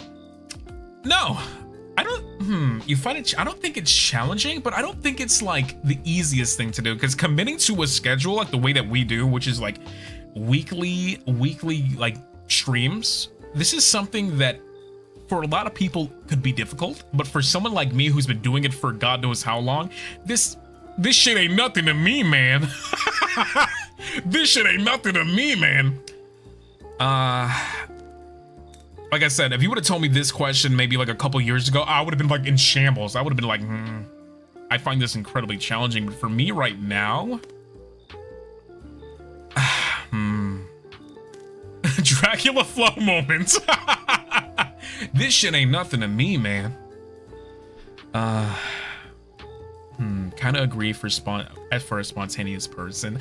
I would say maybe slight disagree with me. I don't think it's that challenging. I think if you find a good way to like keep yourself balanced, it could be a healthy thing for you to have a consistent work or study schedule.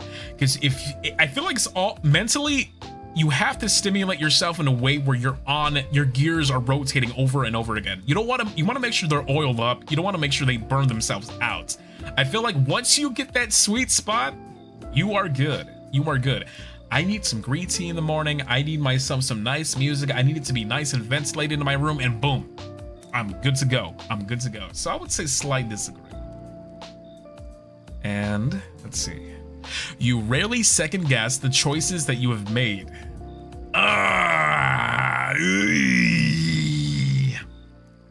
You rarely second guess the choices that you've made. I impulse buy. How do any of you bubbies do the same thing? I make impulse purchases and I feel like such a fuckface afterwards. They're like, for example, my Valve Index that I have in my room, which I loved so much, that was an impulse purchase. I remember when I bought that fucking thing, that wasn't cheap. That was $1,000. That's a 1K headset right there. That shit was not cheap.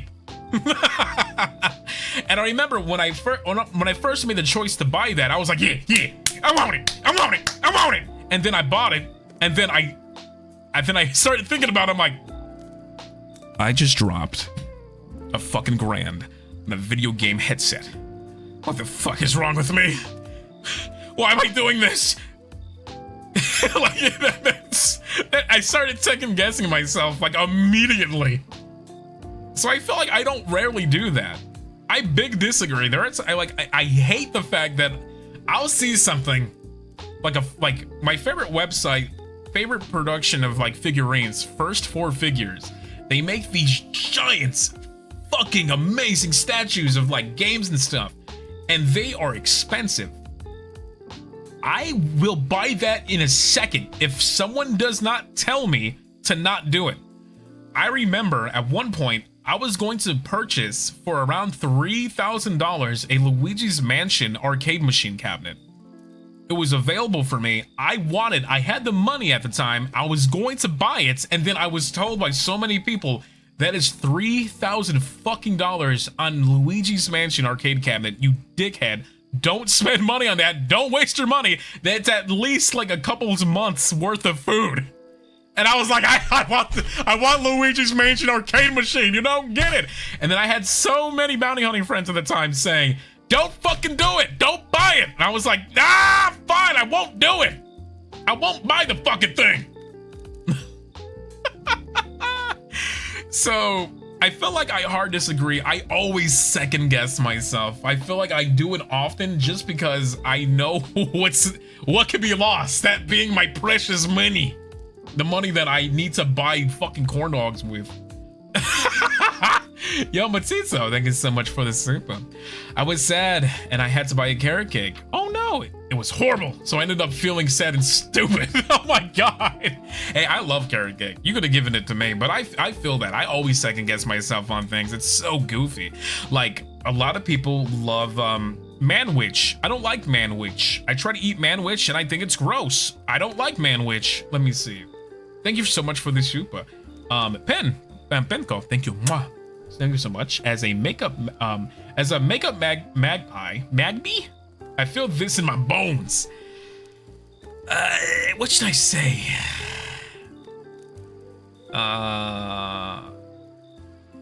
Boom. Okay, next question. Your friends would describe you as lively and outgoing. Yes, I think they would describe me as that. Absolutely. I feel like as an extrovert, when at the meet and greet next time, I had so much fucking fun doing that. Like, going there, I always mention that meet and greet, but if you ever had the opportunity to hang out with me, I will just fucking take you everywhere. Like, I'm just like, oh, let's go here. There's a Ferris wheel over here, and there's a carnival that way. And if we go this way, there's a really good place where you can get fucking amazing burgers. What about over there? Okay, let's go here. Let's go on this right. There's a library in this place that sells really cool books. If we go inside that place, you're gonna find a really good read. Like, if you ever hang out with me like that, then you will just understand. I will probably grab you and rip you away and just fucking go venture off with you somewhere else. And that is such a flaw that I have. If I love you that much, I will take you and just be like, okay, let's go somewhere. Fuck it. Like, that's just the way that I happen to be. Even if you are a fucking, like, a stranger to me, even if you're new to me, I'm like, let's do something. I want to go to an arcade. I want to go mini golf. Let's go mini golf. Let's go here. Let's go blah, blah, blah, blah, blah, blah. So many ideas. GB, I love you, but I feel exhausted by just listening to that. See, that's why I feel like I'm incredibly extroverted, because there are things that I want to do that most people be like, damn, Gibby, do you rest at all? Like, no, you don't get sleep. This is why you're always so excited to do shit. A flaw, my brother. That's the best trait. I feel like for me, not a lot of people like that personality type, though. There are some people who are like, damn, I really just want to relax, bro. What about we just chill for the day? Come on, let's just go inside. And I'm like, no, I want to go to the beach. I want to go to the beach. I want to go to the beach. I want to go swimming. I want to go swimming. And not everybody likes that. Like, not many people like the way that I function in terms of, like, outgoingness. So I would say most of my friends would be like, damn. Like, absolutely. There are times where I'm just like, I have a headache, I don't feel good, and I'll stay inside. But for the most part, I want to go do new shit. I want to go to different areas. I want to go flying. I want to go traveling. There's a lot of things I like doing. Goldbullet gradually becoming a sea lion. I honestly need someone like that to keep me up and going before I curl up into a little ball. Like I said, I used to be like that too, where I was very introverted until a really good friend of mine introduced themselves to me into their lives. And they were like, hey, let's do a lot of shit together. And now I'm an extrovert. Now I love going out. Next, we are at 60%. 60%. All right. You are drawn to various forms of creative expression, such as writing. Yes, I feel like any sort of hobby, any sort of career that allows you to express your artistic values is fucking awesome. As long as it's not fucking hurting anybody. That's something I gotta make sure that I put in there, right? Like, you should be allowed to express yourself as much as you want, no matter what it is, no matter how obscure, no matter how strange, no matter how bizarre, as long as you are creatively expressing yourself in a way where it's not harming other individuals. Do your thing. Do your thing. So I would say I agree with this. I agree with it. Next. That's a good question. I like that question. Thank you, mama. Mwah. Mwah. I love you. I love you. Absolutely agree, but don't be gross. Yeah, see, like, exactly. Just don't be like, I have a hobby, and it just happens to be biting people's fingernails off and destroying their fucking kneecaps like that. Okay. That is, whoa! Anything really just expressing yourself as long as you're not hurting people. Exactly. As long as your hobby isn't like destroying other human beings. All right, let's see. You usually base your choices on objective facts rather than emotional impressions. This is the same question. They're just same question, different phrasing, it seems like. You usually base your choices on objective facts. Middle. Again. Okay, next. You have a to-do list for each day? A to-do list for each individual day? I feel like if, depending on what endeavor you're pursuing, like let's say you're a businessman, a businesswoman, whatever it may be, if you're a doctor, if you're a surgeon, you probably need this. But for someone like me, I do not have a to-do list. I have a schedule for the entire weekend and that's it. You know, that's what I have to do. And in between that, that's my homework, my objectives, my assignments. I feel like I do have a to-do list, but not personally for myself. It's not gonna be like, okay, today I got to put my socks on. I got to throw out the garbage. I got to go to the store. I would just remember that. Like, I'll remember what I have in my head so I could just do it. You know, like each day seems like a task in itself. Like that seems like a task that you would have to like really keep on top with for every single day. I'm not doing that shit. I disagree. I disagree. Yeah, I feel like I'll go insane. Yeah, I know. You rarely feel insecure. Do I feel insecure? Do I feel insecure? Rarely do I feel insecure. I will say hard disagree. Insecure is my baseline. This is a personal attack. I don't know. I'm always insecure. This might be in the middle for me. Yeah, I feel like I'm neutral. I don't know. Let's say, if I'm with a big group of people that are fucking incredibly like popular, and I'm in there, I probably feel insecure. Because I'm like, damn, I'm hanging with the biggies now. There's some big boys up in this motherfucker. I'm scared. I feel a little insecure because these guys are fucking amazing.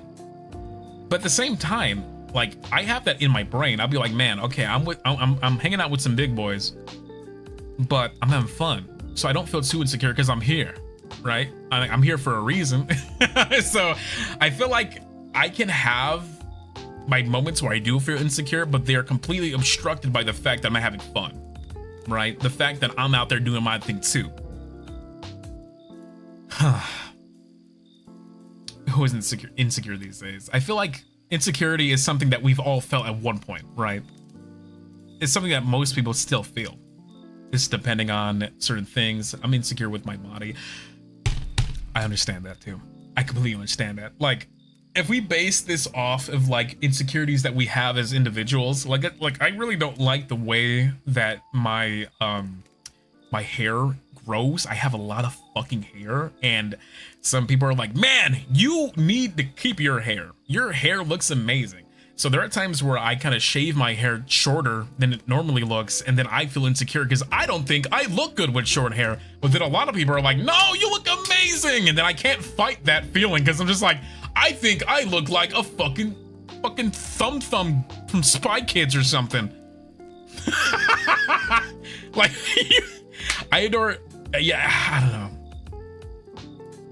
I'm insecure about everything. Guys, drawing with short hair stat. I wish I had a lot of hair. You don't want a lot of hair. I am so fucking hairy, and I'm not even talking about just my head. I'm talking about everywhere in my body. Chest hair, fucking, ugh, it's a situation. Let's just say it gives Madagascar a run for its fucking money. I'll just say that. I'll keep it at that. Oh my god. Shit. Okay, you know what? For this one, I'll say middle line's good. Sir? Okay. Next question. You avoid making phone calls.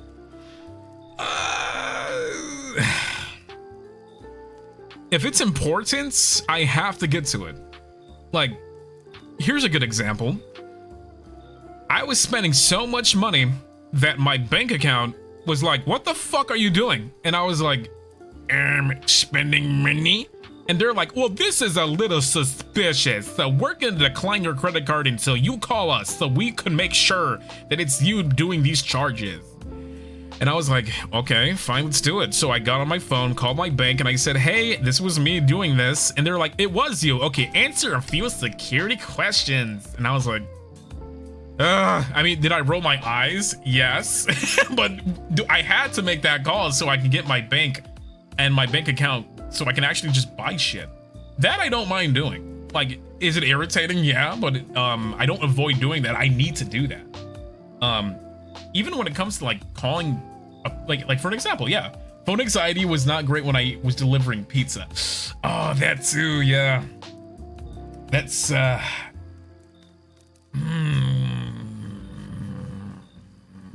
I hate phone calls. Hate when it's unexpected. Oh yeah, like when you get a call from like one of your parents or something, a call from a friend you haven't heard in a while. You're like, what the fuck is this?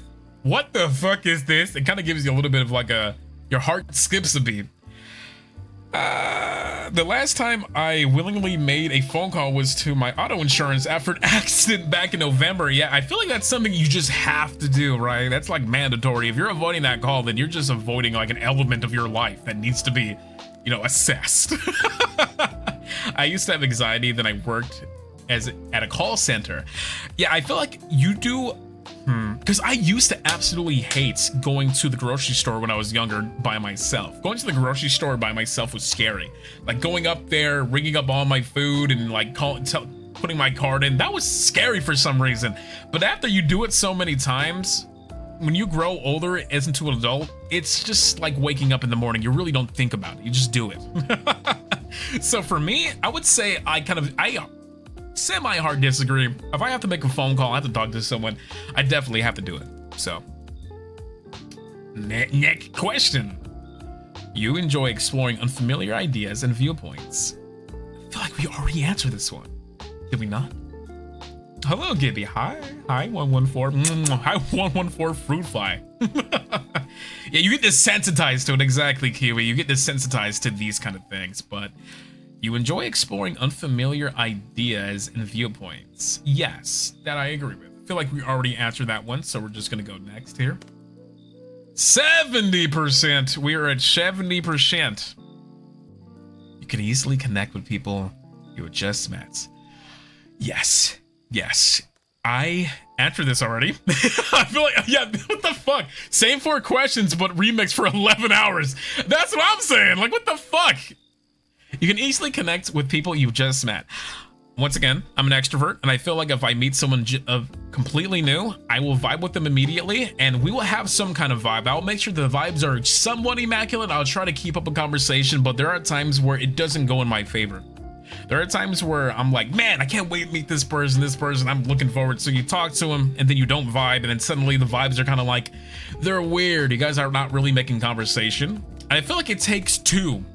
It takes 2 to tango, so if one person is talking a lot and then the other person is not talking as much, you're gonna have like a weird, awkward moment where one person really wants to talk to you while you're just like, you're kind of like standoffish maybe. So I say I can easily connect to people I just met. This next one, oh shit. The next one is, if your plans are interrupted, your top priority is to get back on track as soon as possible. Yes it is. I easily distracted individual. I feel like when I guess there'll be times where I'm like, okay, time to work. I gotta work, but I need to find this one song before I work. And then I'll spend like 3 hours looking for a good playlist for me to listen to before I work. Big procrastinator. So I would say, yes, I want to get back on track as soon as I can. And let's see. Next question. You are still bothered by mistakes that you made a long time ago. Yes, absolutely. The fuck? I remember shit I did in high school that I would have never done. What? It's, can't believe this is a question. Have you ever been on your bed, on your back, looking at your ceiling, and you just start thinking, and you just start fucking thinking the 2 a.m. thoughts? Yes! Dude, that's a hard agree. Quiz, I take this one personally. Man, there are so many embarrassing moments I've had in my life where I'm like, I'm going to be like 20, I'm 27 years old. I'm 27 years old, and I think about shit that I've done a millennia ago. Like, what is going on? Like, why? My brain can't just let go of certain embarrassing moments in my life, and it fucking sucks. It does. Oh my god. Hey, Stardust, thank you so much for this soup. I really appreciate that. Thank you, thank you, thank you. Hi, Gibby. Happy to see you again. Thank you. It's so nice to see you too. Life's been really rough and stressful for me. Can I get a hug so I can feel something? I got you. You know what? Come here. Come here. Let's get a hug in. Let's get a hug in here. Hold on. I love giving hugs to my bubbies. You having a bad day? Come here. Come here. Come here. Hi. Okay, big hug. Hug so big I'm gonna clip through the screen. All right, here we go. Here we go. Okay, here we go. On the count of 3. Let's give Stardust a hug, okay? On the count of 3, here we go. There you go. All right, all right, all right. Bubby hug, extreme close. Wait, oh, you want a hug? Okay, okay. You want a hug? Here, here's the hug zone right here. Exactly right here. This is where you want to be hugged, right? Put your head right in between these tits of mine. Okay, let's not remove the VOD, please. Let me be quiet. Let me not destroy my fucking VOD. Thank you very much. We're having a very normal day. Right. Next question. Next question. No, I'm clipping that. No. Stop. Stop it. Okay. You were still bothered by mistakes that you made a long time ago. Yes, I feel like this is a very, very normal thing to feel. I don't think this is strange at all. All right. It was your idea. All right. You were not too interested in discussing theories on what the world could look like in the future. Well, the world is going to look exactly the fucking same. There's still going to be like cheese wrappers on the floor. There's going to be like cans of soda pop crashed on the like crushed on the fucking sidewalk still. Like in the 80s, everyone thought that we'd have flying cars and shit. I mean, all we do now, all we have is like cars that look like they're from fucking Minecraft. Like nothing really has changed. Like in the future, it's gonna look exactly the same. It's not gonna look any different. There might be like a new like telephone booth somewhere, but I don't think it's gonna change at any point. I don't know. I'm still waiting for like the whole like flying cars and we get to like fucking teleport into the places that we want. I don't know. Just in case the VOD fairy nukes this. Thank you so much for the super, Neko. I just, I don't know. Like, what theories could you say? I mean, the theories that we all said and done about the future we've already have them. Flying cars, teleporters, sandwiches that you can eat by just ordering them and clicking on the screen. The sandwich comes out of the screen. What a future, guys. It can be fascinating and daunting at the same time pondering about this sort of thing. Like, if we're thinking realistically about the future, we're probably thinking about things that aren't like technologically advanced. We're probably talking about like politically, right? So, am I interested in that? Fuck no! Okay, next question. Your emotions control you more than you control them.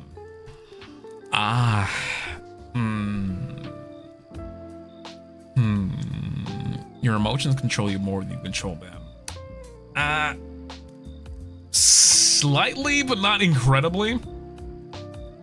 Like, for an example, I'm walking on the side of the street and someone just punches my balls. What am I gonna do? I'm gonna fucking punch that fucker back. Like, I'm not gonna stop and assess, like, why did he punch me in the balls? Like, I'm not gonna stop to think for a second. I'm gonna start swinging back immediately. Like, maybe my emotions do take control of me. Like, if someone just comes up, motherfucker, hey, you want to fucking fight? You want to go a few rounds? Like, I'm like, okay, shit, maybe I do.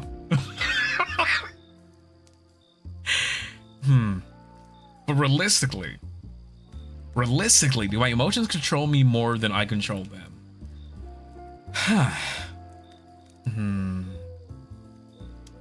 Ah, fuck. I don't know. What if it's a woman or a kid?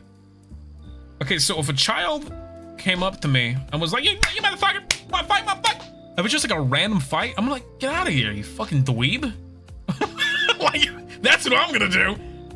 If there's a random stranger coming up to me wanting to fight me, I'm probably gonna be like, I don't want to fight you. More than likely. Like, if it's just a little kid, I'm gonna be like, get the fuck out of here. But if it's like I guess a woman approaching me and wanted to fight me for some reason and they start hitting me, I'm tossing that bitch over the bridge. Thank you so much for the month. Thank you so much, Azua. Azua, I think that's how you say your name. Thank you so much for the month. Month 2 of Bubby's beating me to my credit card. Welcome back, mama. Thank you so much. If any individual wanted to fight me for some reason, to the bridge with you, right? It could be a man, it could be a woman, it could be a kid, it could be a fucking like moose. If that moose wants to fucking fight me, I'm not going down without a fight, you fucking big motherfucker. I'm gonna kick your ass.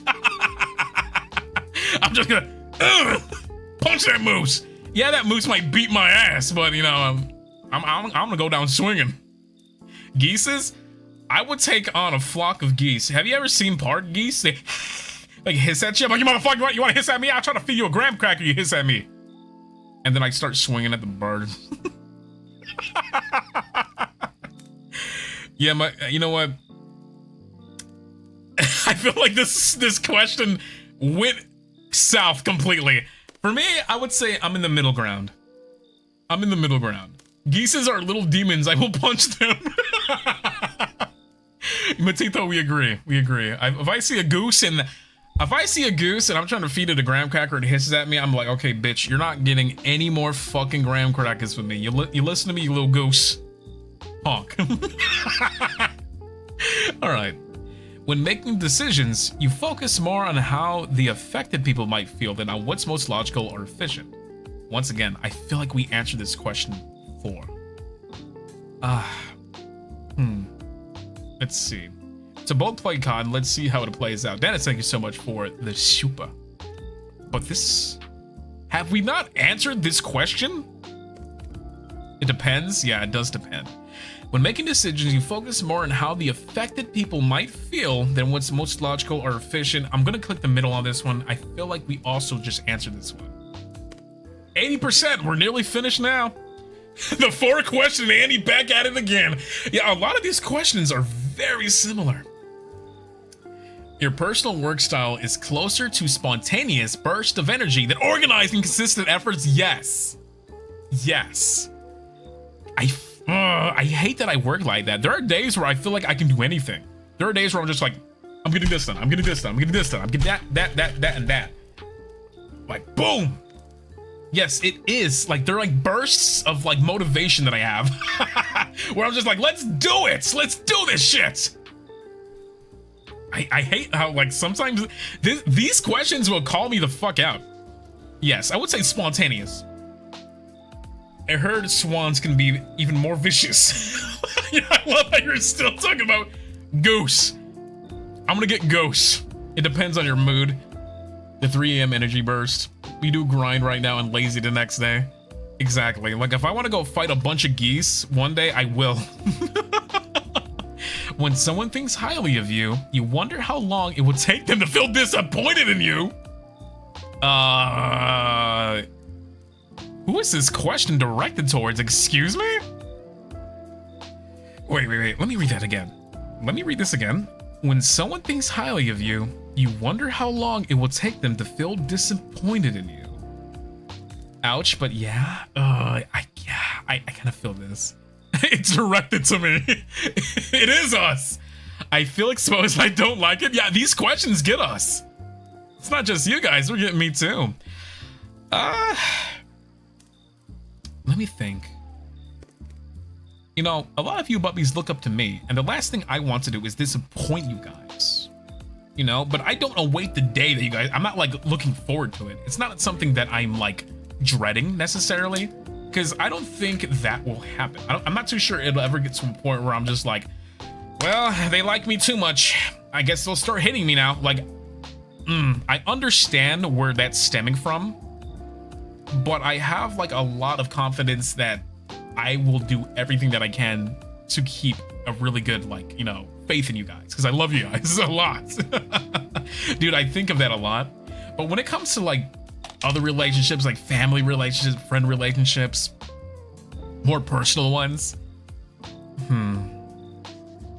I think my goal is to always make sure that I never get to a point where someone is just like fucking disappointed. Like, there's one thing that it's okay to be angry at someone. That I understand. It's okay to feel sad about somebody.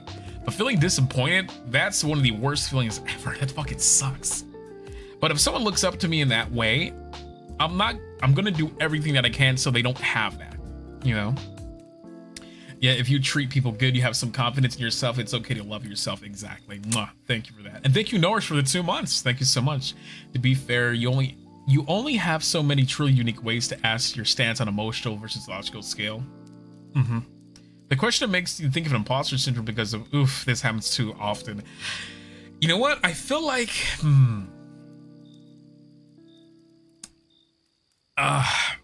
the middle would be good, because at the same time, I feel like I don't want to disappoint anybody. I want to make sure that I never get to that point where that happens. And I also feel the same way, where it's like, damn, man, I said a joke that really wasn't that funny and it didn't bode well with a friend of mine, and damn, they probably really don't like me as much. So I definitely been here before. So let's go with the middle ground on that one. And thank you so much, Matito. Bad news. You and us are already a big mess, so we're stuck to each other from now on. Hey, look, sorry, but you're stuck with me now, whether you like it or not. Next, let's see. You would love a job that requires you to work alone most of the time. I mean, if you think about it, being a holostar, we do group things together often, very often.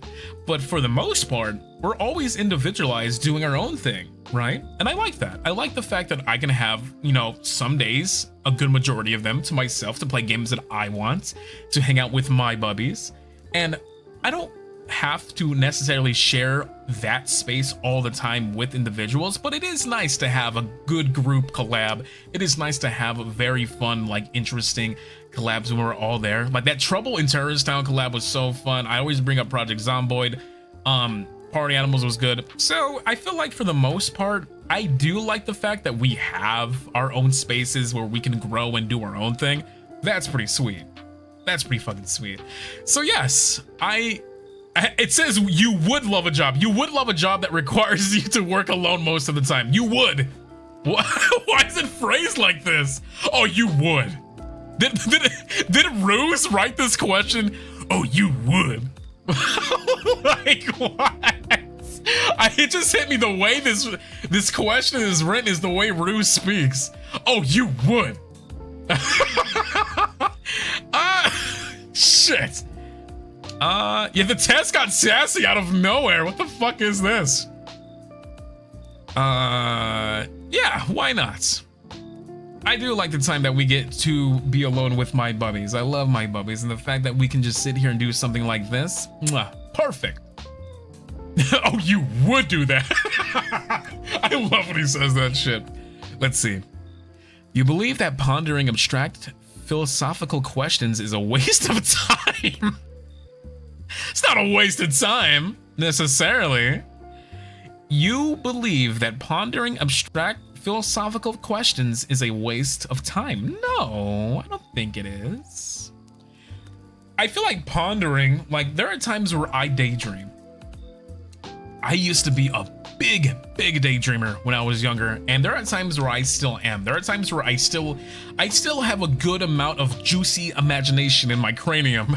There are times where I still think about, like, abstract thoughts and questions like, what is life? What is this? What is the point of existence? Like, I still think like that from time to time, but I don't think it's a waste of time. I like having existential crisis sometimes. Yeah, you know what? Yes, I do. There are times where I like to question theories that are that abstract. But to say that it's a waste of time, to say that that is like, I don't think it's a waste of time at all. I disagree with that. Next. Like, unless you're talking about, like, why do ducks quack Why does the beaver look like that? Like, is that a waste of time? No, I think it's funny. You feel more drawn to busy, bussy atmospheres than... Wait. Let me read this again. You feel more drawn to busy, bustling atmospheres than quiet, intimate places. Bussy. I did not say bussy. I said bustling. Bustling. Not bussy. What is bussy? I'm gonna look up what bussy is right now. All right. Bustling atmospheres. Okay, so when it comes to a living environment, let's say, do I like living the city life? No. I feel like city life can be daunting. City life can be busy, and seeing a bunch of crowds can be too much. It can be overstimulating for me, right? If I'm living in a busy place, I think I might get a headache and start dreading living there for a good amount of time, right? But if I lived, because we have an amazing shoreline here in the Badlands, and it's like a quiet little seaside town, and I want to go live there at some point. I want to absolutely live in that faction of the Badlands, and I love it. And it's over that away where it's a lot more quiet, where it's a lot more secluded, and a bit more like calm. You know, I like living near the coast. I like living near bodies of water. So I feel like I'd rather have that. So I don't think I'm drawn into busy, bustling atmospheres. I think I like quiet places. I like to think. I like to take in the mood and the atmosphere and the weather. I like that. I like that a lot. So let's go with this. And the next question.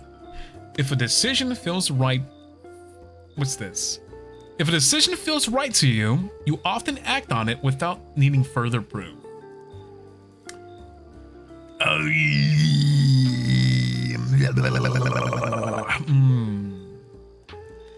If a decision feels right for you, you often act on it without needing further proof. If it feels right for me?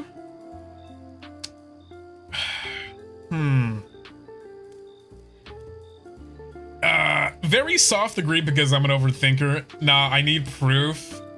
See, these are both really good. Yo, Yumi, thank you so much for becoming a snack-sized bubby. Welcome. Mwah. Thank you so much for that.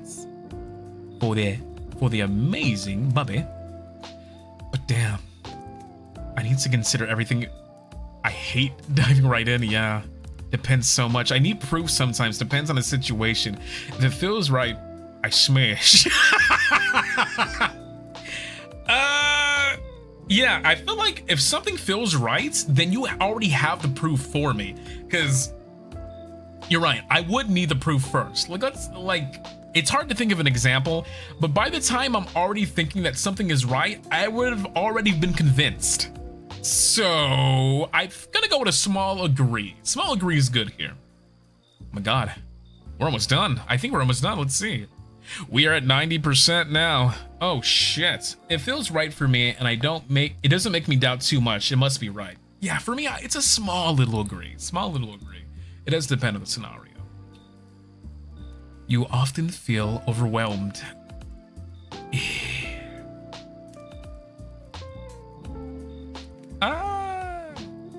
Yes. I feel like... Okay, honesty is important for the guys. It's fun being an idol, but it is a lot of work. It is a lot of work. There's a lot of background factions. Of course, I can't discuss, but it keeps us busy. It keeps us busy, and it keeps us happy too. But as fucking good as it is, there are times where I'm just like, There are times where I'm just like, and there are times where I'm like, You know?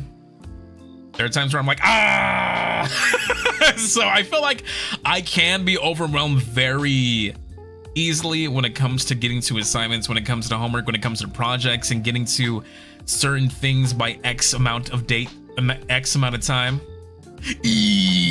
So I would say yes. I often feel overwhelmed in that merit. You complete things what the fuck is methodically? How do you say that word without skipping over any steps? What does that mean? What does that word mean? You complete things like method-wise, like step by step. I'm guessing that's what it means, without skipping over any steps. Okay, I think I understand. Like in an orderly manner, yeah. So if you're putting together, like for example, the desk in front of me that I use, I made sure to do it step by step. Yeah, exactly. Like you do it by the book. This desk right here, if it wasn't for the fact that I didn't have a manual to help me, this desk that I put together, it would not be complete by any means. Because if I just winged this shit, it would not be standing and it would not be as sturdy as it is right now. So when it comes to like putting things together and making projects and stuff, yeah, I would like a step-by-step process so that nothing gets completely fucked over in any way. So I would say semi agree with this. I think that, well, not semi, but in the middle. I think I completely agree with this a bit.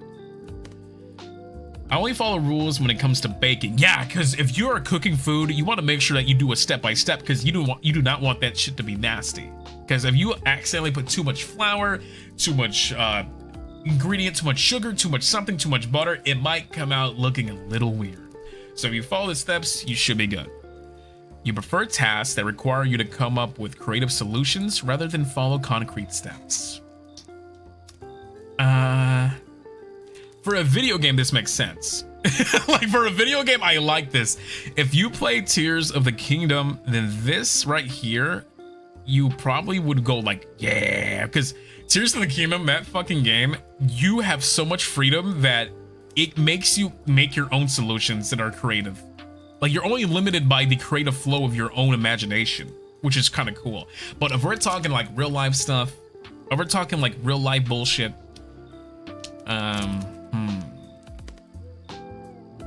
I feel like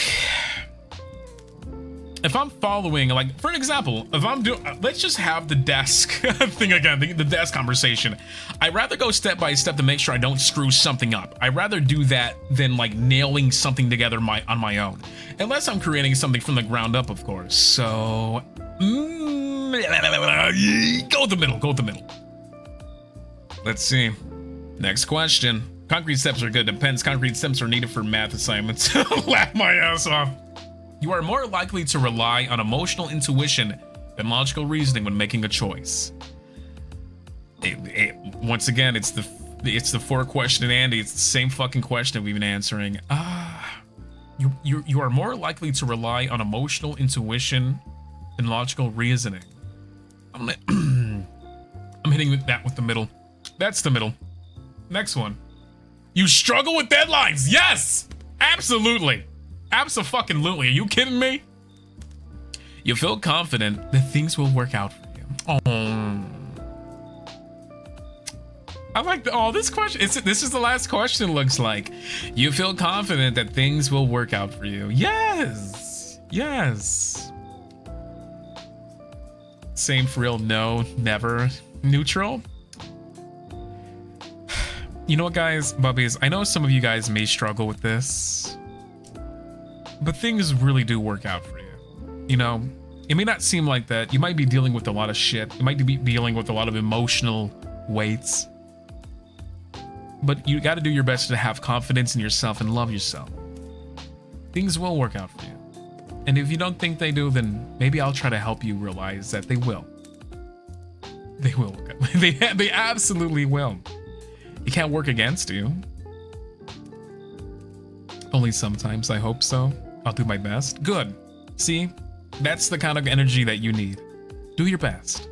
Things will work out for you at the end of the day. If you have a roof underneath your head, if you have snacks to look forward to, if you have a good bed on your side, things will work out. I promise. I would like them to. So for me, I'll go with agree. Select your gender. Okay.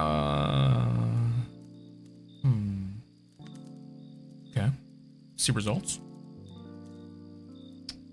What is this? Wait a minute. What? Wait, hold on. For some reason, you guys can't see my results because it's a little stretched. Let me try to fix this for you guys real quick. Let me see. Where's my window at? Let me put it up here. Oh, it looks weird. But hold on. Let me Oh, there we go. Protagonist. ENFJT. Let me do one of these. Here we go. Interesting. Okay. This is really cute. What a cute little result that we got. He's the main character? Plot armor. We got the same thing. We're dead opposites. What did you guys get? Wait, what did you guys get? I'm curious. What? I got INFJ again? I gotta see what these mean. Almost the complete opposite than plot armor. Well, okay, so we got ENFJT. ESTP. Ooh. Oh my goodness. This is interesting. What does it say? Protagonists are inspiring optimists, readily taking action to do what they feel is right. Aw, this is cute. Are you kidding me? Let's see. 69%. Nice. 69%. Okay, let's read. Extroverted individuals readily enjoy group activities and value social interactions. They tend to be outwardly enthusiastic and express their excitement. Yes, that I agree with. So it looks like I'm 69% extroverted and 31% introverted. Okay. That's awesome. I got the mediator INFPT. I want to see what all these mean. Nice. The funny number. Okay, I agree with that. Let's see. 70% intuitive. Okay. Intuitive individuals are very imaginative, open-minded, and curious. I'm very curious. They value originality and focus on hidden meanings and distant possibilities. Wow, okay. So I'm 75% of that and 30% of observant. Okay. Here, let me get a drink of water real quick. I'm thirsty.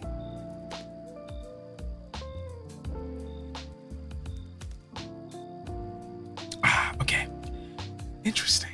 I'm intuitive too. Fuck yeah. That's what I'm talking about. See, puppies, we're kind of alike in a way. Holy shit. I like this. Okay, next. 64% feeling and 36% thinking. Ooh, okay. Feeling individuals value emotional expression and sensitivity. They place a lot of importance on empathy, social harmony, and cooperation. Oh my god! I know it's smiling ENFP, Bubby. Let's go, Rowan. That's what I'm talking about. I got a 69% feeling.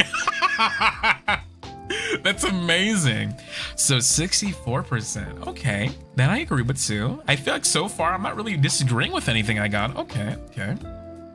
50% judging. Let's see. And 46% prospecting.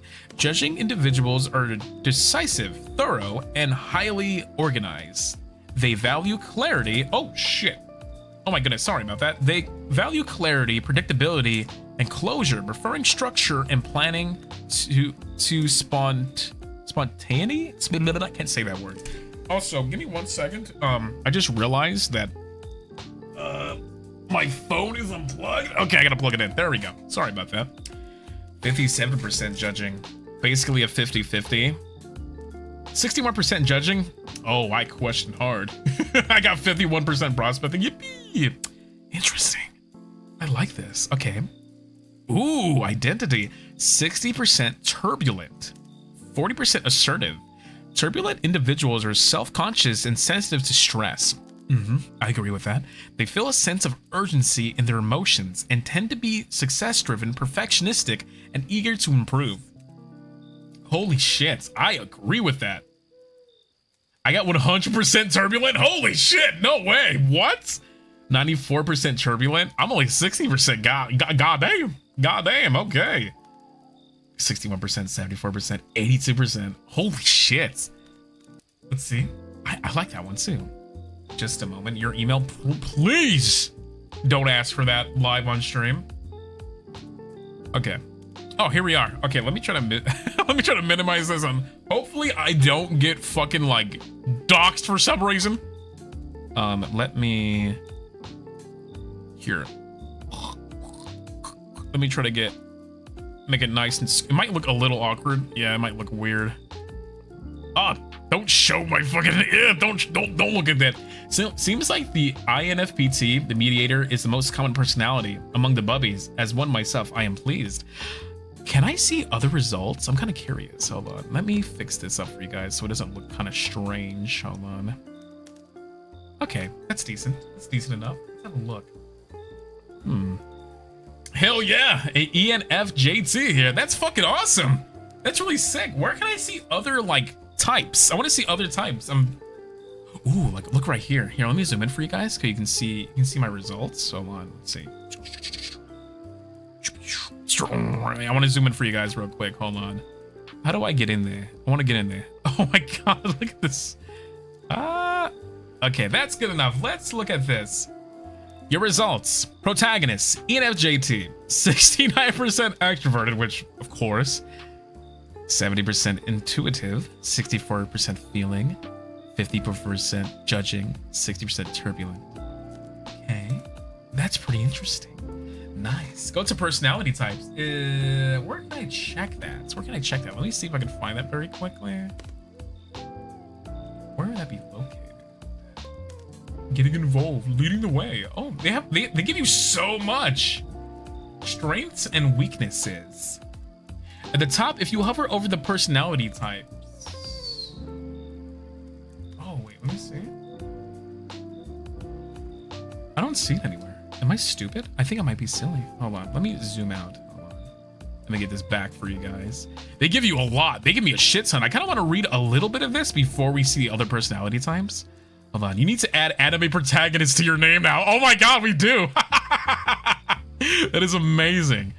Hold on, let me get this nice and not fucky. Hold on. Resources tab, top middle is for the other ones. Oh, okay, thank you so much. Let me just fix this up. There we go. Hold on, like so. Yeah, just more for our intro, Jesus Christ. Resources, personality types, let's look at this. Ooh, there's a good amount here. Hold on, it's still a little awkward for you guys. Let me just try to fix this. Hold on. And, but if we, no, I don't want my thing to be shown. Hold on. There we go. Okay, that's good. Let's see. Personality types, the analyst, the architect. Architect, what the fuck? There's so many. Oh, look, they have little animations too. The logician? The logician? How do you say that? I'm not too sure. Commander, debater. Okay. Ooh, okay, so I got green. Of course I got green. That just makes sense, doesn't it? Okay. The advocate, the mediator, the protagonist, and the campaigner. Ooh. Hey, look, I like the color green, so I'm with this. Sentinels.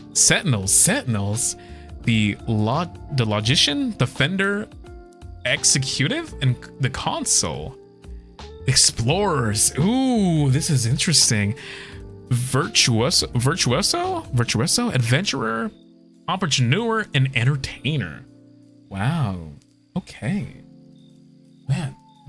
The ISFP gang rise up. These are very interesting results. But we got protagonist. That is the cutest one so far. Let me read about this a bit more. I'm quite curious. Hold on, let me see. I want to make sure I don't destroy. Like, look at what happens when I squeeze it over here. I'm just going to squeeze it over here for the time being so I can read this with you guys. Okay, let's see. Introduction. When the whole world is silent, even one voice becomes powerful. Oh, what a cute fucking... Oh my god, that's adorable. Are you kidding me? Okay. People with the ENFJ personality type protagonist feel called to serve a greater purpose in life. Thoughtful and idealistic, ENFJs strive to have a positive impact on other people and the world around them. That is so sweet. These personalities rarely shy away from an opportunity to do the right thing, even when doing so is far from easy. Ah, my god, that's cute. Okay. ENFJs are born leaders, which explains why these personalities can be found among most notable politicians, coaches, and teachers. Their passion and charisma allow them to inspire others not just in their careers, but in every arena of their lives, including their relationships. Few things bring people with the ENFJ personality type to a deeper sense of joy and fulfillment than guiding friends and loved ones to grow into their best selves. That is so sweet. ENFJs possess the unique ability to remain hopeful in the face of difficulties, always remembering that there is something to be grateful for. This is juicing me up. Like, this is making me feel good. What the fuck? It's so cute. Okay. Speaking up for what's right. ENFJs tend to be vocal about their values, including authenticity and altruism. When something strikes when that is unjust or wrong, they speak up, but they rarely come across as brashy or pushy, as their sensitivity and insight guide them to speak in ways that resonate with others.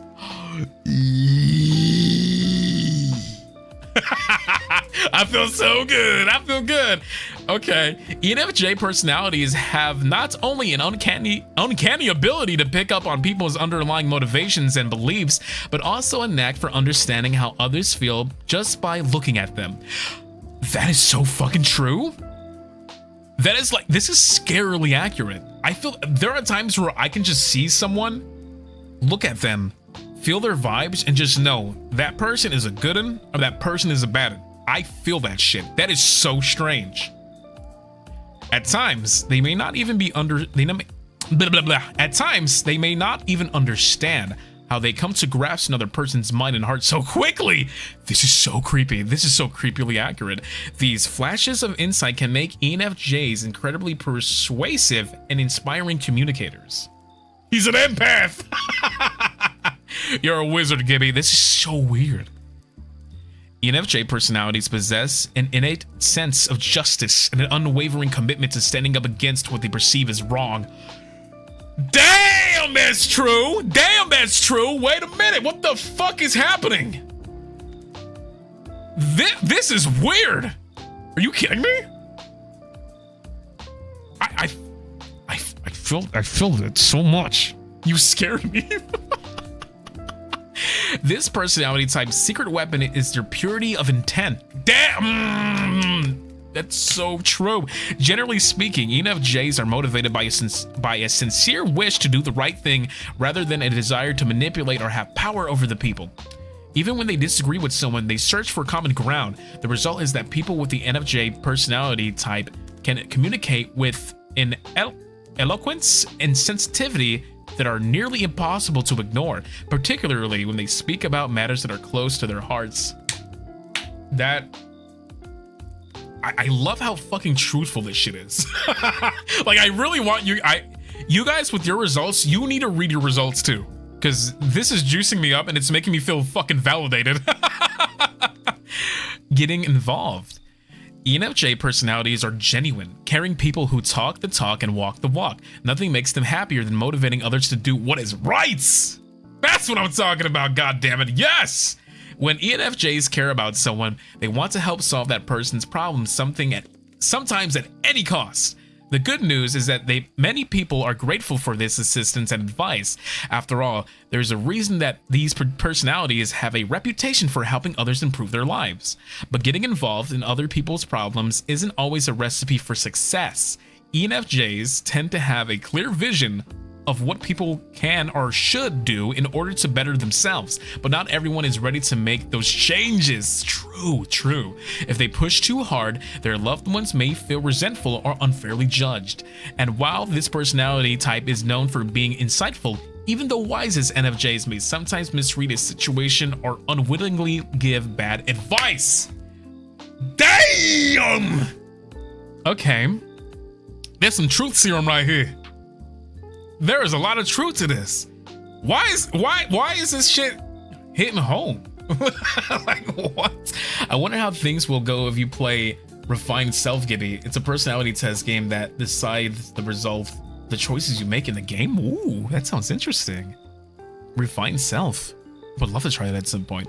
I think I've seen a few of the boys play it, if I'm not mistaken. Seeing these results and how accurate they are is so strange. Mickey, thank you so much for the super. You said it. This is very, very cool. Leading the way. People with this personality type are devoted altruists, ready to face slings and arrows in order to stand up for the people and ideas that they believe in, baby. That's what I'm talking about. This strength of conviction bolsters the ENFJ's ability to guide others to work together in service of the greater good. But their greatest gift might actually be leading by example. In their day-to-day lives, ENFJs reveal how seemingly ordinary situations can be handled with compassion, dedication, and care. For these personalities, even the smallest daily choice and actions, from how they spend their weekends to what they say to a coworker who is struggling, can become an opportunity to lead the way to a brighter future. That is fucking awesome. INFJs feel like shooting stars for me. That is so sweet. Yeah, it's like refined is a tradition or something. I really gotta play that. I really have to. So that I feel fucking amazing now. What? I feel so good. I feel like I just had like a really fresh like mint. Next, strength and weaknesses. Let's see this. Okay, ENFJ strengths. Receptive. Okay. People with the ENFJ personality type protagonists have strong opinions, but they're far from closed-minded. Oh, excuse me. They recognize the importance of allowing others to express themselves fully. Even when they don't agree with someone, they recognize that person's right to voice their truth. Yes. Reliable. Few things bother ENFJs more than the prospect of letting down a person or cause that they believe in. People with this personality type can be counted on so that they see their promises and responsibilities through, even when it's difficult to do so. God damn, man, I love this shit. Passionate. ENFJ personalities brim with interest, and they take great pleasure in pursuing their hobbies. Yes, they do. Whether that's hiking. Guys, I love hiking. You guys know how much I fucking love that shit. What is going on? Like, seriously, what is this shit? I love hiking. Okay. Cooking. What? I love dancing and cooking. Oh. What is happening? Whether that's hiking, cooking, dancing, growing, house plants, or something else entirely. As a result, they rarely find themselves at a loss for something interesting to do.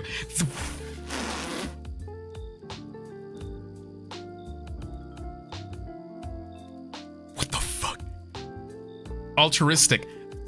ENFJs are known for harboring a deep desire to be a force for positive change in both their personalities' lives and their professional pursuits. Their unwavering inclination toward fairness often compels people with this personality type to advocate for those who are unable to do so for themselves. Their joy lies in seeing those around them thrive, making their altruism heartfelt and sincere. Oh my god, okay. That is that is so cute. Charismatic. Determined and inspiring, ENFJs often find their way into leadership roles.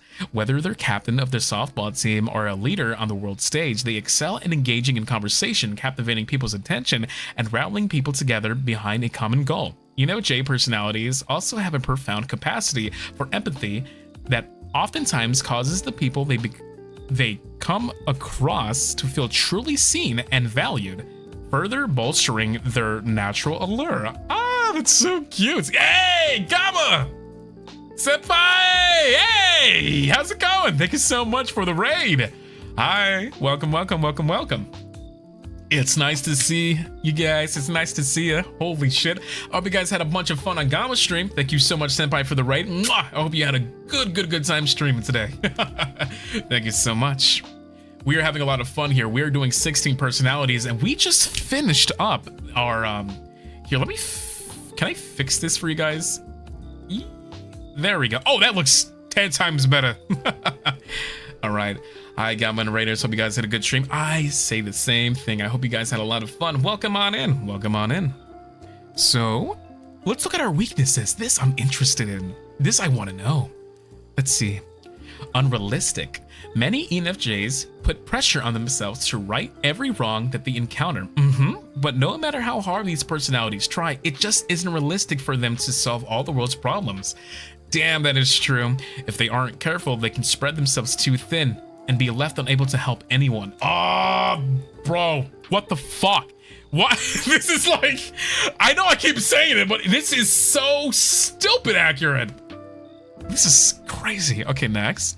Overly idealistic.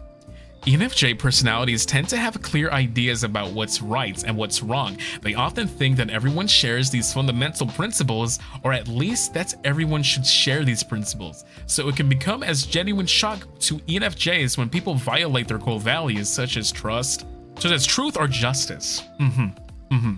Condescending. People with this personality type enjoy teaching others, particularly about the causes and beliefs that matter so much to them. But at times, ENFJ's attempt to enlighten others may come across as patronizing. Not the most effective strategy for pursuing other people, unfortunately. I can see that. That I fucking get. Intense. Ooh, intense. When it comes to self-improvement, ENFJs are rarely short of energy or determination. Yes. Oh, okay. But they may not recognize that not everyone shares these qualities. At times, these personalities may push others to make changes that aren't ready or simply aren't interested in making it in the first place. That I agree.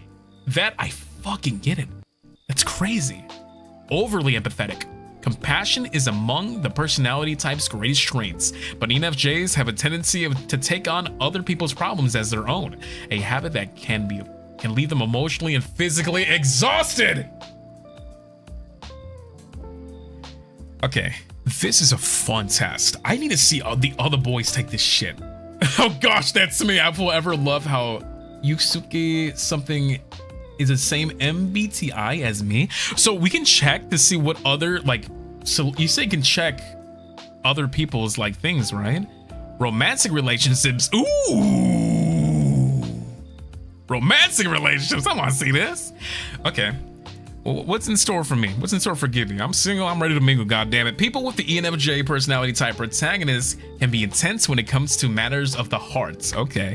And they wouldn't have it any other way. As true optimists and embodiments of passion, ENFJs believe their soulmates are out there somewhere and they won't give up until they find them. True, true, true. These personalities rarely settle for anything that falls short of their ideals, and their romantic relationships are no exception.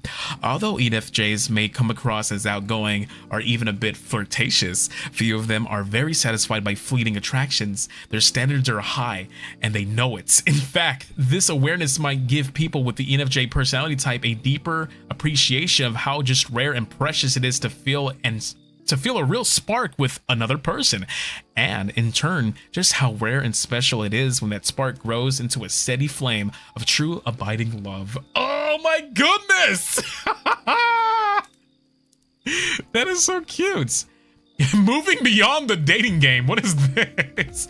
When they fall for someone, they tend to fall hard, and they're not coy about it. ENFJs are among the personality types that most readily express how they feel, so they often find themselves making the first move rather than playing games or waiting for the reassurance that other persons feel the same way. In the dating world, their willingness to put themselves out there can be refreshing and perhaps a little unusual. This, along with their intensity of their passion, is incredibly appealing to many people.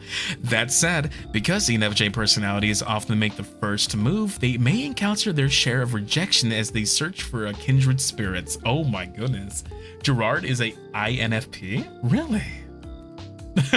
I am in this picture and I don't like it. I am the complete opposite. It's so funny how this is just fucking true. Like, I would love, let me see, hold on, wait, what is this? Once ENFJs know who they want to be with, these hopeless romantics will move mountains in pursuit the one they love. Where is she? Where is she? Lorraine? Hi. Lorraine, it's important for you to be here right now. It's incredibly important for you to be here right now. Let me see. Dreaming together. From their first date to their 50th, these personalities don't shy away from steering the conversation toward heavier topics. ENFJs don't just want to find out what TV shows someone watches, they want to get a sense of their partner's dreams and aspirations as they change. They hope to make themselves, wait, let me read this again. Sense of their partner's dreams and aspirations and the changes they hope to make to themselves and to the world. And if their relationship deepens to the level that these personalities truly seek, ENFJs take pride in supporting their partner to make them... I'm gonna cry. I'm gonna fucking cry! Oh my god, this is so cute! Okay. Scroll down. Okay. For an ENFJ, one of life's greatest joys is helping someone they care about reach their goals. Yes. Some people with the ENFJ personality type carry this forward-looking perspective a step further, taking on their partner's goals as their own. This can be problematic, to say the least. If they become over-invested in helping their partner, they may end up neglecting their own self-care and hobbies. That is so true. Oh my god. ENFJ personalities may also be at a risk of pushing their partner to change their life in ways they simply aren't ready for. Yeah, you gotta be careful with that. Oh my god. When ENFJs carry this too far, they often find that the pressure that they put on their partner to better themselves backfires in one or two ways. Their partner may become insecure, fearing that they aren't good enough as they are. Oh, that's sad. What the fuck? Or they may become angry, feeling resentful of the implication that they need to change. Either way, ENFJs must learn to encourage their partner to grow without pushing too hard. I get it. I get it. Okay, here we go. The long haul. Dude, I'm loving this shit. Few personality types are keener than ENFJs to establish a loving commitment with their chosen partner. They take dating and relationships seriously. In fact, ENFJs are the most likely type to want to start a serious relationship with the person they fall in love with. Consequently, even in the earliest days of a relationship, these personalities tend to focus on long-term potential, and as a relationship matures, they want to do what it takes to bring that potential into fruition. Oh my god. This is just the coolest shit, is it not? Here, Lorraine, your sweetheart, come here. Get back in my pocket. Okay, let's see. While ENFJs certainly know how to enjoy the moments, they also know that love isn't all fun and games. People with this personality type are eager to prove their commitment, taking their time and effort to establish themselves as dependable, trustworthy partners. Can I get Lorraine's phone number, please? Hey, no, that's mine. That's my baby. Get away from my baby, Lemon Cat. Thank you for the 4 months. I love you very much, but get away. Don't you touch her, right? I will find you. Don't you do that shit. I love you, but I gotta kill you now. I'm sorry. All right. Okay. What's this? Okay, this can be a beautiful thing. ENFJs care about pleasing their partner, and their sensitivity helps them tune into their partner's shifting moods and desires. As long as they don't lose track of their own needs, people with this personality type can enjoy incredibly rewarding relationships that are founded on trust, mutual support, and honesty. Yes, so fucking true. And of course, love. I love it. I love it. Friendships. Let me read. Friendships. Oh, thank you so much. I'm not too sure what your name is. Wait, what's that name? Thank you so much for the super. Wait, copy that. I'm gonna figure out your name. I don't know. How do I say your name? Thank you so much for being a tiny little nugget. Thank you so much. Hold on. Hajime? Thank you so much, Hajime. Come here. I'll kiss you. Come here. There we go. Thank you so much, Hajime, for becoming a puppy. Let me see. Okay, let's talk about friendships. Okay. Let me scroll down for you guys. There we go. Connecting with other people with the ENFJ personality type protagonist feels alive and purposeful. It's no surprise that they are anything but apathetic about friendships. ENFJs put sincere dedication, effort into staying close with their friends. For these personalities, friendships are far more expandable or insignificant. Instead, they're a key component of a life well lived. God, I'm gonna cry. Stop. Oh my god. What the fuck? Yo, Neko, thank you so much for the 5 gifted. That is so true. I love making friends. And thank you, Skylar. Thank you for the super. Can't kill all of us. Who wants Lorraine's number? No, that's mine. She don't take numbers out like that. That's my number. If you're calling her, you're calling me. This is so true, though. This is so true. Oh my god. Oh my, there's a lot to read here. A wealth of perspectives. Okay. Few personality types can match ENFJ's sincere desire to get to know people. For these personalities, discovering someone's quirks and opinions and hopes and follies is one of life's purest pleasures. Most ENFJs can't help but be fascinated by other worldviews, even those which they wholeheartedly disagree. Encountering a wealth of perspectives is what keeps life interesting for these types.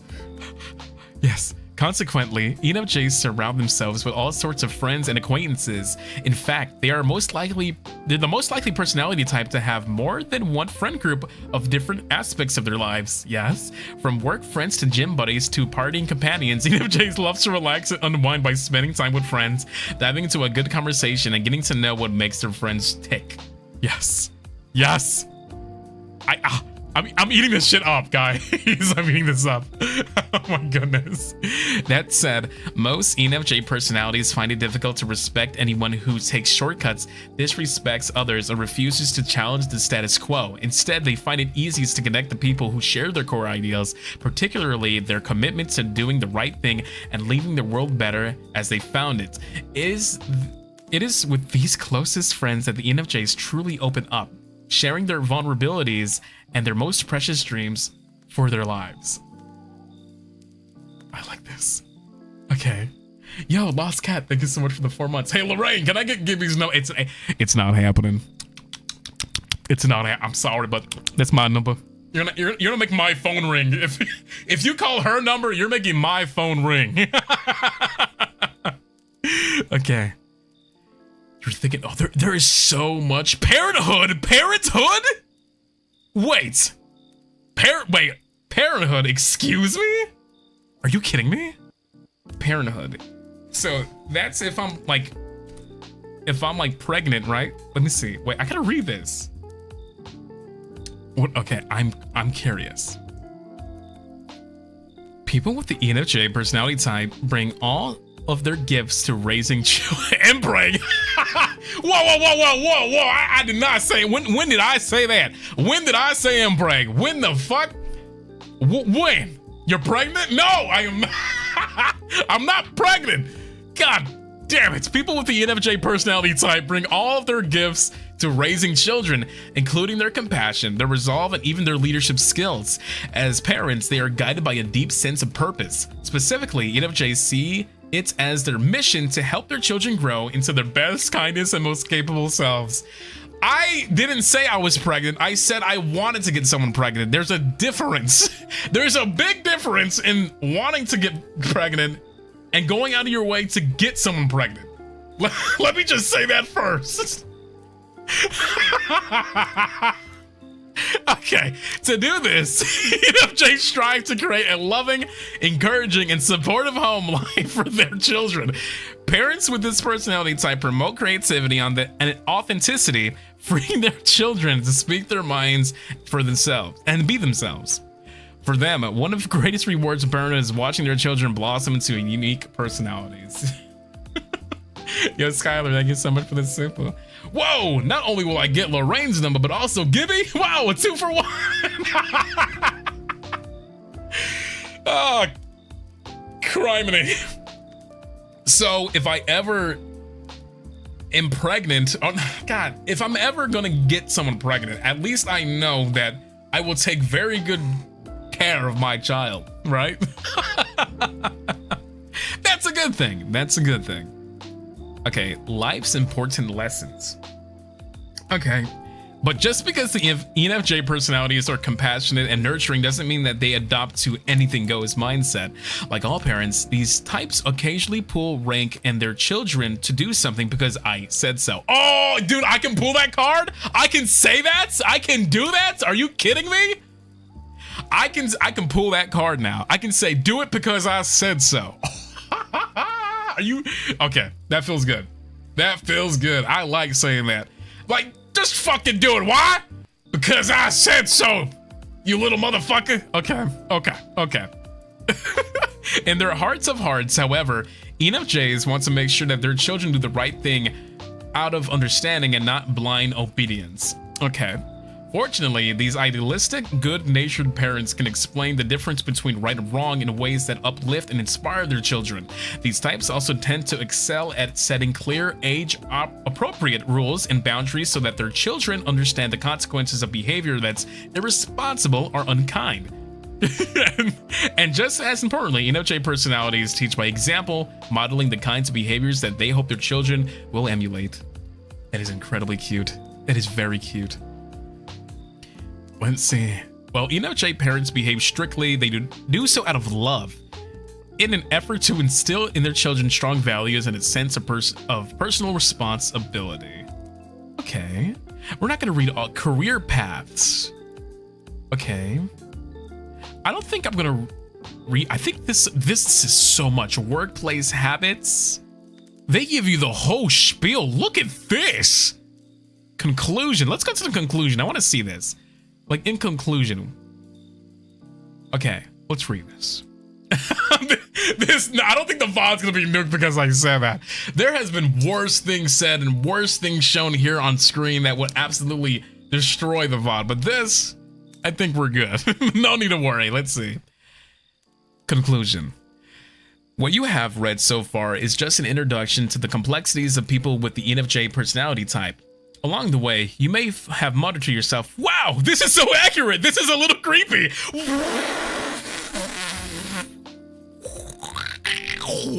What?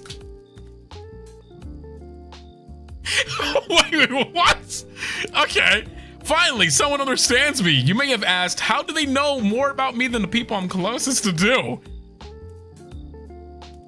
Perceive. What the fuck? If you feel understood right now, I did say I felt validated like earlier. It's because you are. Years of research have given us fresh insights into unique strengths and challenges of ENFJs like you.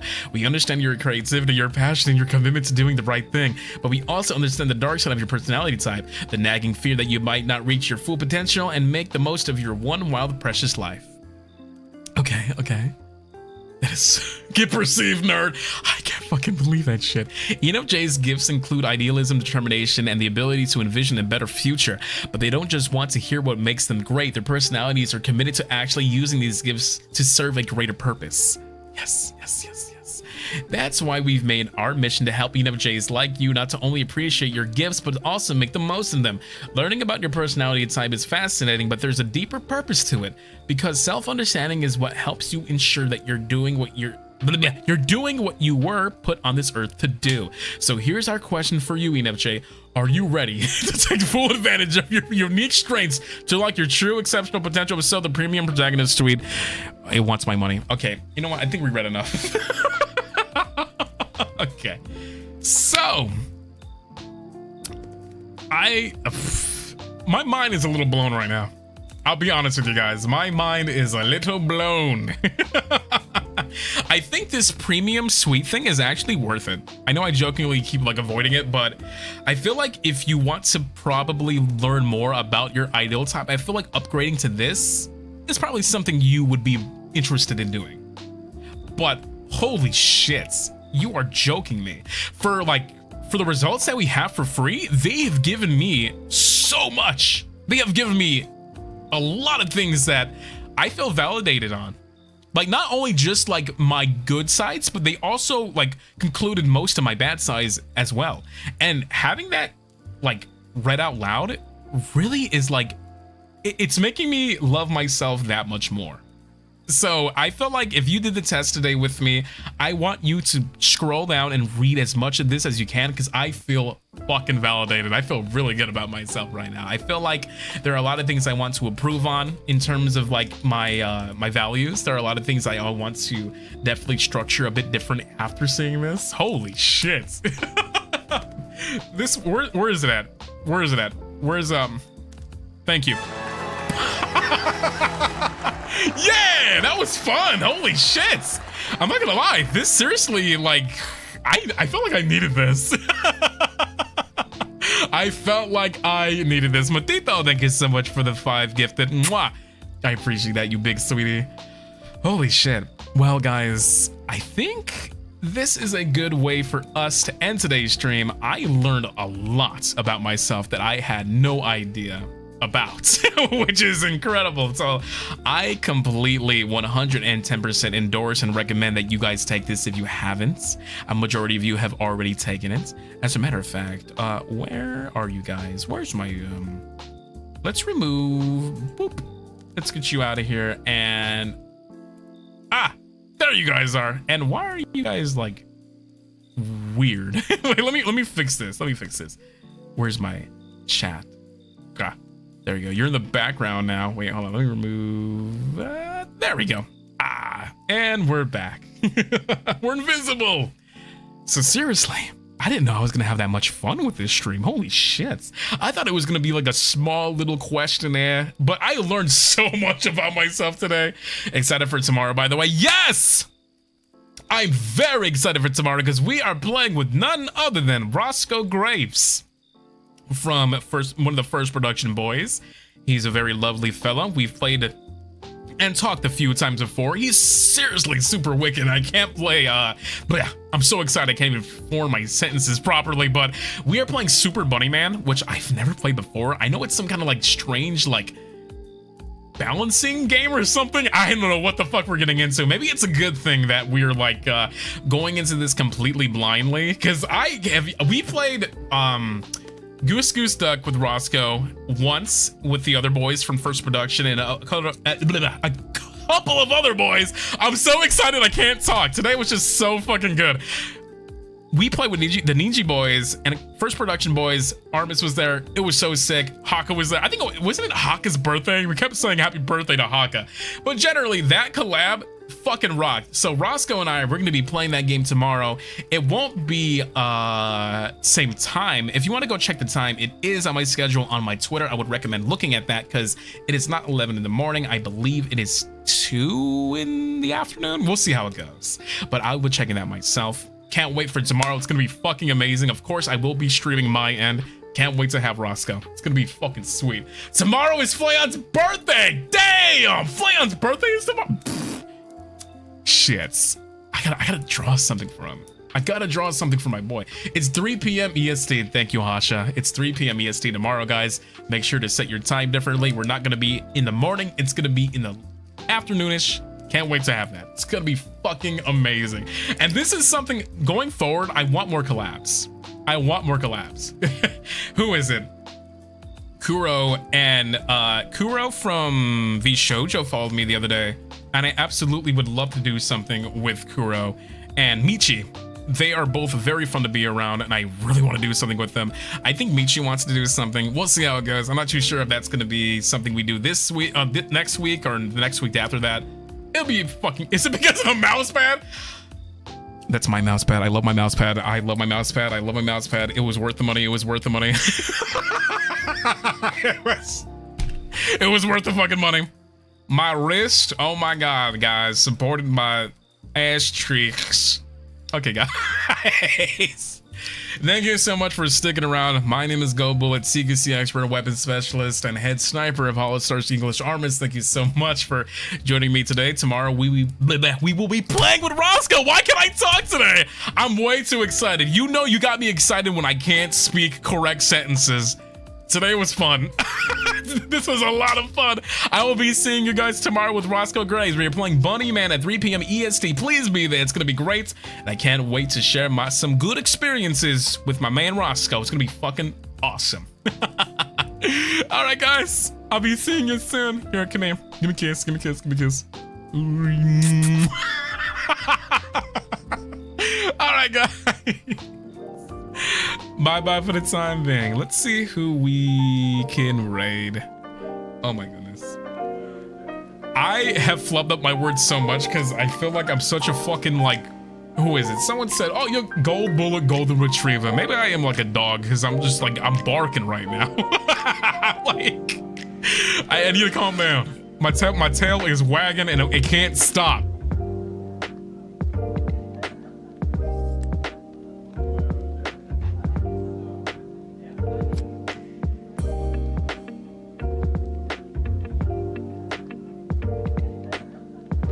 All right, so let's see.